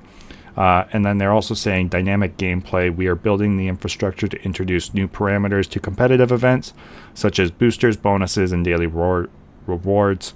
This will bring fresh mechanics and new opportunities and deeper strategies.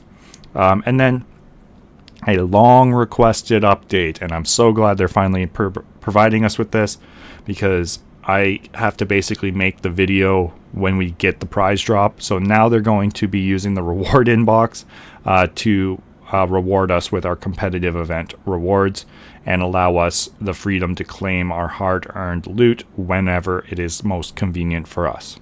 I know the last time it was right in the middle of the Cubs, they dropped the loot, and so I just basically stopped doing the Cubs because I was like, I have to record this. You know, I like to get a little screenshot of what the prize drop is and talk a little bit about the competition. So now that we're able to claim it when we want, that is going to be a really nice little upgrade because I can claim it when I'm ready to make the video. So that's what we got. Definitely, and it's pretty cool that they put it right after the video that you put. So again, it goes to show that they do are involved with the community's request, and because I think you put it on the feedback too, right? I think I did, or I was seconding it because I know Curious has been putting it on there every time we have a competition and the rewards get dropped. He's like, and it's still not in the rewards box. Why? What is the point of this rewards inbox if it's not where our rewards go? I completely agree with that. But yeah, no, so we got that hopefully coming soon. Yeah, so that'll be like I said, it's kind of like the daily reward, right? Like I haven't collected mine for the gold yet because I'm like only like 5 clicks away from the next prestige. So I'm going to wait until I prestige so that I can collect it at a higher rate. Yeah, so exactly. And then you get that extra, right? Or even two, right? Like some people are like, hey, I got to build, like me when I was doing drop downs. If you get caught in the middle of a drop down, right, you have no businesses on, and then it pops up and it's like, oh, you get no gold, you get no platinum, no titanium. It's like, cool, thank you. Great. Perfect timing. Yeah, so that's a frustrating point too, right? So now that we're able to claim it when we want, that's going to be a big game changer. So people can start stacking attacks better and doing stuff like that to be able to take the best advantage of it as possible. Yes, definitely. So that's a great news right there. Exactly. All right. So we got the UI up now. We're taking a look at the UI from the Dev Diary update here. And you can see on here, so there's the available, there's group, and then there's my expeditions. They've got a list of the top players. I guess this might be a rolling basis. It says it's got a refresh rate beside it, so maybe this is like top players per day or something like that that's doing expeditions. We also can see that there's active expeditions, so there's 0 out of 8 currently active, which is kind of weird because you can see down below they've got a progress bar here, and it says on the way home or on the way to home, and it gives you the amount of time. So it looks like they've already went and fought this. So as to why it's not an active expedition, I'm not sure. Maybe I'm interpreting active expeditions a bit wrong. But we do have difficulty and as a filter, so we can sort by, and then they're showing a total of 103. And then off to the right, so if you click on the mission, it's going to show you it's a boss fight, what region it's on, what land specifically. It gives you a difficulty. It also gives you a expedition power requirement, which I'm not too sure exactly how that's going to be made up. It must be maybe depending on how many weapons and gear and stuff like that you have. And then you have the total time. So it says travel time is 3 hours and 15 minutes, and then the mission time is 3 hours and 30 minutes. I'm assuming that's added up, but I'm not too sure. So like in total, it would be almost 7 hours, I'm thinking. So you could set out on this for 7 hours and then come back and see what's happened. But I'm not 100% sure. So, and then at the bottom, you can see also they tell you what type of rewards there are.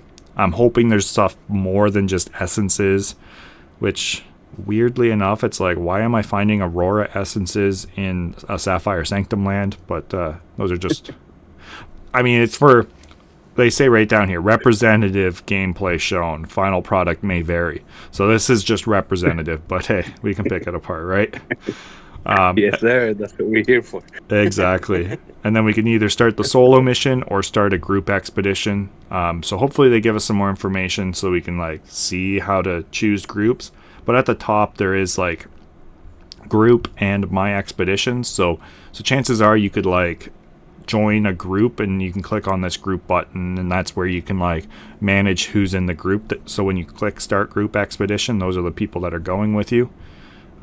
So, you know, it'd be cool if it's like, if I could like put up that Cyber Cub I just bought, right? And be like, hey, this is going to join DJ Oracle's group. So whenever he wants, I have a Cyber Cub that can go out on an expedition with him, right?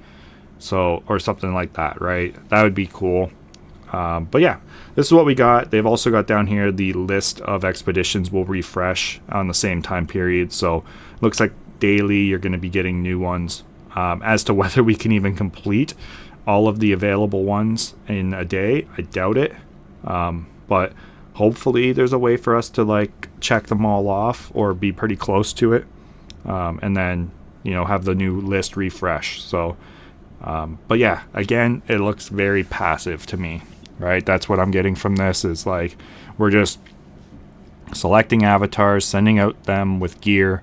And, you know, down here you can see this little bar. They're on the way to home. Or on the way home is what I'm anticipating here. So in 3 hours and 40 minutes, you can come in and you click on this boss fight that you just completed in the block Nexus, and you're able to get your rewards, right? And so that's what I think is going to happen. So again, this is where I'm kind of like disappointed in a sense, because it's still not really a streamer-friendly gameplay function or activity, right? I mean, mind you, it might be good. We could set up some groups, but like, if it's going to take 7 hours for one of these to end, I'm not going to be streaming for 7 hours just so you could see the end of an expedition, right?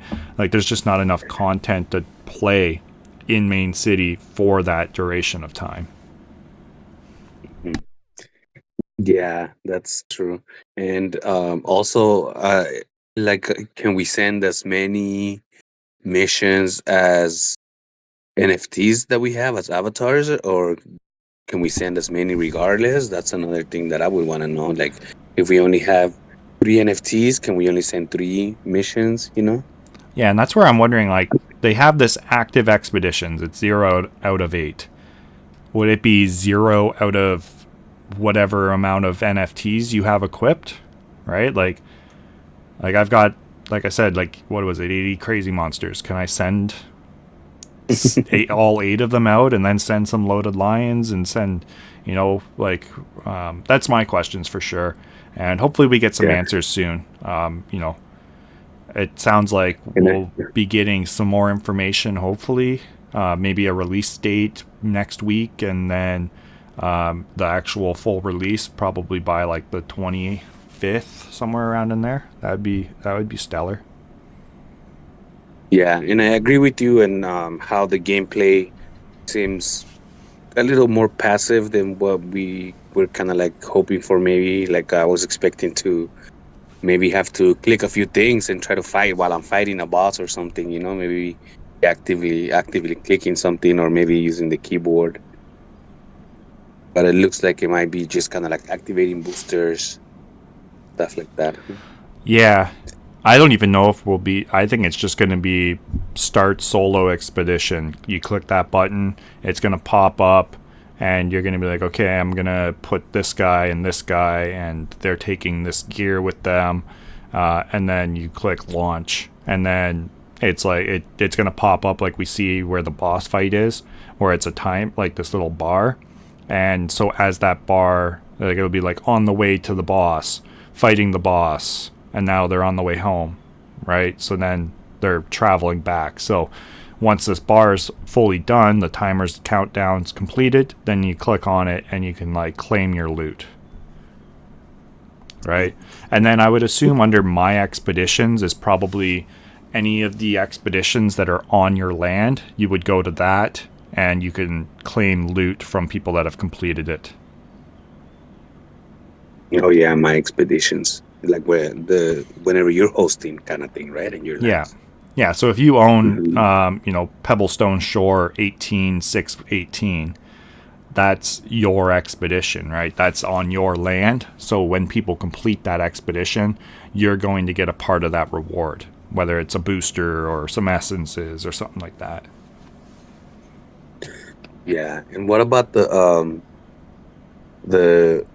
little stripes at the end? Do you think that's the difficulty? Like the first one has the boss fight has one stripe. No, it definitely is so it's the a little difficulty. easier than the resource gather. Yeah. But I'm curious as to how you unlock. You can see there's one down there, exploration. So I'm wondering what it takes to unlock some of these. Maybe you have to be in a group with somebody that owns a land like that. I like how all of the lands are number 18618. So creative. I know. Just copy and paste, just change the name. Cardinal Essence 18618. Funny. All right. But yeah, so I think that's really all we got to talk about in regards to the developer updates.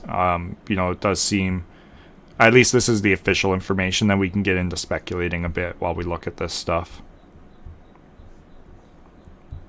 So yeah, definitely. At least something new. It's nice to look at, right?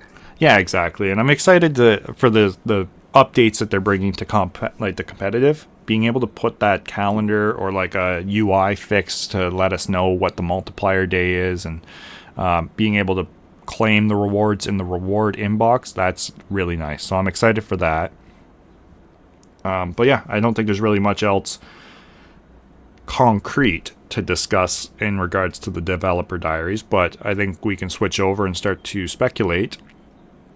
Try to keep the speculation maybe to 10-15 minutes, and then we can cut her off. But this is definitely going to be one of our longest podcasts, so if you've made it this far, we appreciate you guys for listening. Hopefully you enjoyed the discussion so far, and now you can listen to us speculate a little bit. Yes, definitely. You guys are here. You guys are the troopers. It's just all information from Mane.City. If you think we've missed something, if you have any more recommendations or something else that you would want to see us cover, make sure you also leave it in the comments. I think this is a long one, but a very, very insightful one. To have the top player, even down to just share his favorite movie. It's I think it's very, very one of the best podcasts that we had, one of the best episodes we've had. Yeah, I completely agree. It's definitely worth the 2 hours that we're at so far. So let's do a little speculating, and then we could try to keep it under 2.5, hopefully. I don't think we got too much to speculate. I mean, we've done speculation quite a bit, right? But yeah, definitely seems passive. A lot more passive than I think a lot of us hardcore players were hoping for. Especially people that come to mind, like Papa, that wants to be able to stream stuff, and yourself that's got some YouTube presence, and along with me as well. I think we're still going to struggle to find content. I just don't see this being as big of a content making draw that I had originally hoped for, right? Like I don't think there's going to be really any strategies or discussion stuff. It's just going to be, things that we can do daily. You log in, we got a bunch of quests. At least then it gives us more reasons to log in, and we could probably access them through the phone too, and send out and launch expeditions that way. So I don't want to say I'm disappointed, but I'm just concerned in the sense that, like, I just don't know if there's still enough meat to the game for people to, like, want to come in and invest too heavily in it, right? And now that we also have the separation of, like, competition, or the mobile versus PC version, I don't know. I'm still here. I'm going to be playing this game probably for a long time, just to stick around and see how it all goes. So we'll have to just wait. We're, a month and a half away from mobile being launched, according to their most recent forecast of when it would be released. So I think, no point in panicking. No point in panicking. Yeah, no, definitely not. But I also share what you're saying, and that's the first name that came to mind, Papa. Because I think we were expecting, like you said, something more where we can see more action on the screen, rather than just clicking and seeing a button from being active to being faded away, and you can't click it anymore. And yay! At least the attacking, it's a little, there's the numbers while you send the attacks, and you can kind of see the number percentages go up. It looks like a little bit of action. But for the YouTube, I would like to see, more, and at least show the little avatar walking somewhere, at least from business to business, even if it's kind of like animated, while go to the mission or go to the expedition, and you kind of see, even if it's kind of like how you remember how when Mario Brothers goes from like the castle to the pipe, it's used by itself, it's just walking on its own. Yeah, at least something small like that would be kind of cool. So hopefully they'll do something a little more animated. I think that's what all of us are hoping for, so that we can put it on the screens. Yeah, and that's purely what it comes from, right? Like, I'm sure this is going to be fun.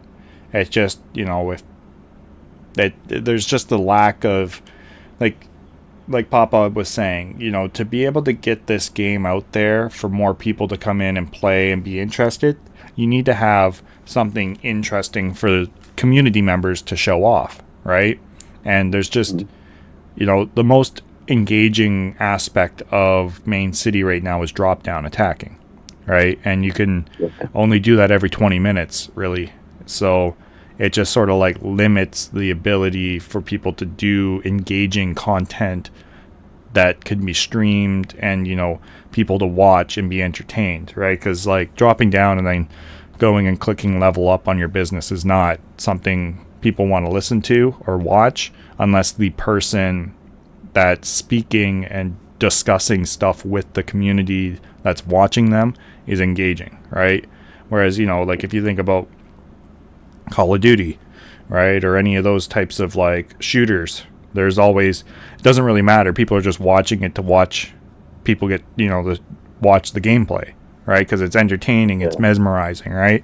And if the guy's entertaining, it's funny to watch because he might say funny things, or he's got a good personality, so it all sort of blends together to make it entertaining, right? Whereas with what we have to do as streamers, if we're going to stream this game, is be 100% entertaining, because the game is like -5%, right? Like, so it's just that, because like if anybody comes in and they're like, oh, what's this guy playing, and they'll look at it and be like, okay, well, what is going on? Like, what's the point of this game? You're just clicking level up, and then you click on the leaderboard and attack some people, and then go back to leveling up stuff. So it's just like there's not really enough activity, and that's what I'm afraid of. That's going to be the limiting factor for bringing people into play.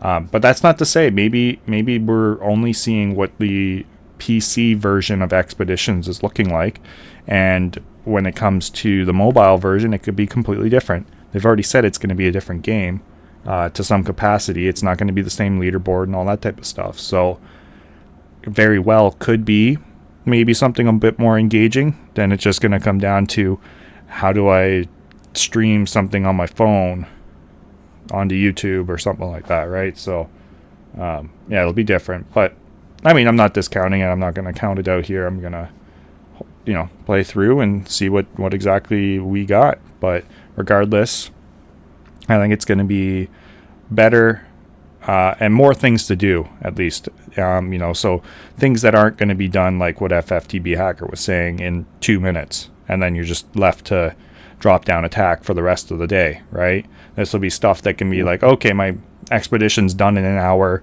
I'm going to go do something for an hour. I'm going to come back. And then, you know, I have like 3 that I can claim. I'm going to set up another 4 or whatever, send them out on expeditions. And then, you know, they'll come back whenever, or, you know, do something in the meantime until you're ready to come back and claim those resources and loot that they've collected. Yeah. And another thing that, that it's also, let's not forget that we can also like collect some vouchers and get some crow just by selling businesses too. So that, you know, the streaming is one thing that we're talking about, but guys, don't forget that you can always like level up some businesses, you know, get your prestige, put them on the market and just get some passive income, you know, whatever prestige you are at. You know, that's another thing that you can also do in the game, which is, I think, something that all of us that are in the crypto world really appreciate. Just when it comes with the streaming is the thing, but even that, I'll be surprised sometimes when I'm gonna do supposedly, according to me, a short video, and next thing you know, I'm collecting, I'm attacking, I'm opening a blueprint, I'm doing some merges, and there goes 45 minutes, you know. So it's, you know, it's still, there's still things to do. There's still, you know, videos, and when it comes to mobile, I'm pretty sure we'll find a way to maybe even screen record the game action and put it up as shorts, or we'll find a way. It's just having an idea, and I think it's something that happens with Mane.City often. That as on this side of the development, we're thinking of one thing, and the other side of the development has a different idea. Once we put them together, we're like, okay, so it wasn't that bad. It was better than we expected many times, many times. You know, I think Yeah. for the most part, I would say that the we figure out what the new things are. We figure out, you know, the Cubs. Oh, the Cubs. Next thing you know, hey, yeah, let's Cubs. You know, let's get the Cubs. Yeah, the Cubs is definitely a big community aspect, at least, right? We all get together to hunt those Cubs. Yeah, and I remember at one point we were like, no, make it easier to find the Cubs. Yeah. Well, I mean, when they made the switch to the 7 regions, it was like, holy man, where are these guys? But Yeah. now that we have I guess people, if you're by yourself, it's still, Yeah. still harder by yourself.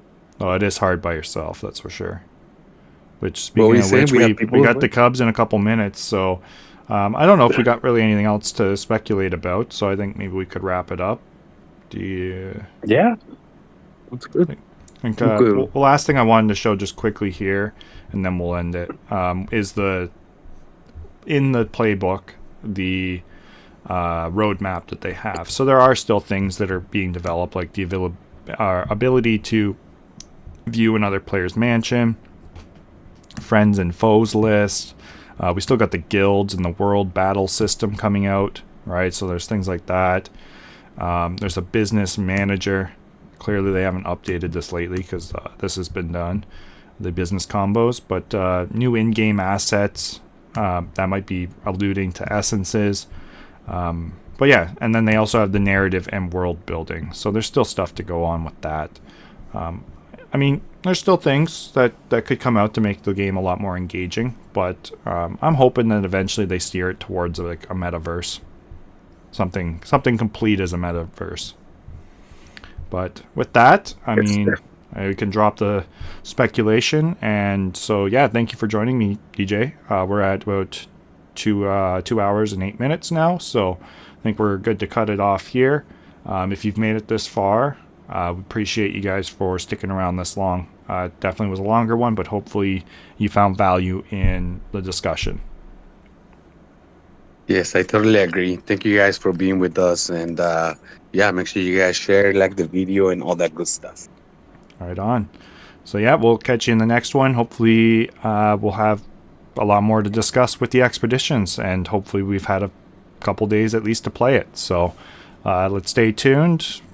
And yeah, I guess there's no competition to wish you good luck in, but I'm sure there's one up and coming. So we'll have to hold tight, and hopefully we're getting the skin as well. So thank you for joining me, DJ Oracle. As always, it's a pleasure discussing Mane.City with you, and we will catch you guys in the next video. Yes, thank you for hosting. It's a pleasure, and we'll catch you guys on the next one. Peace. All right, take care.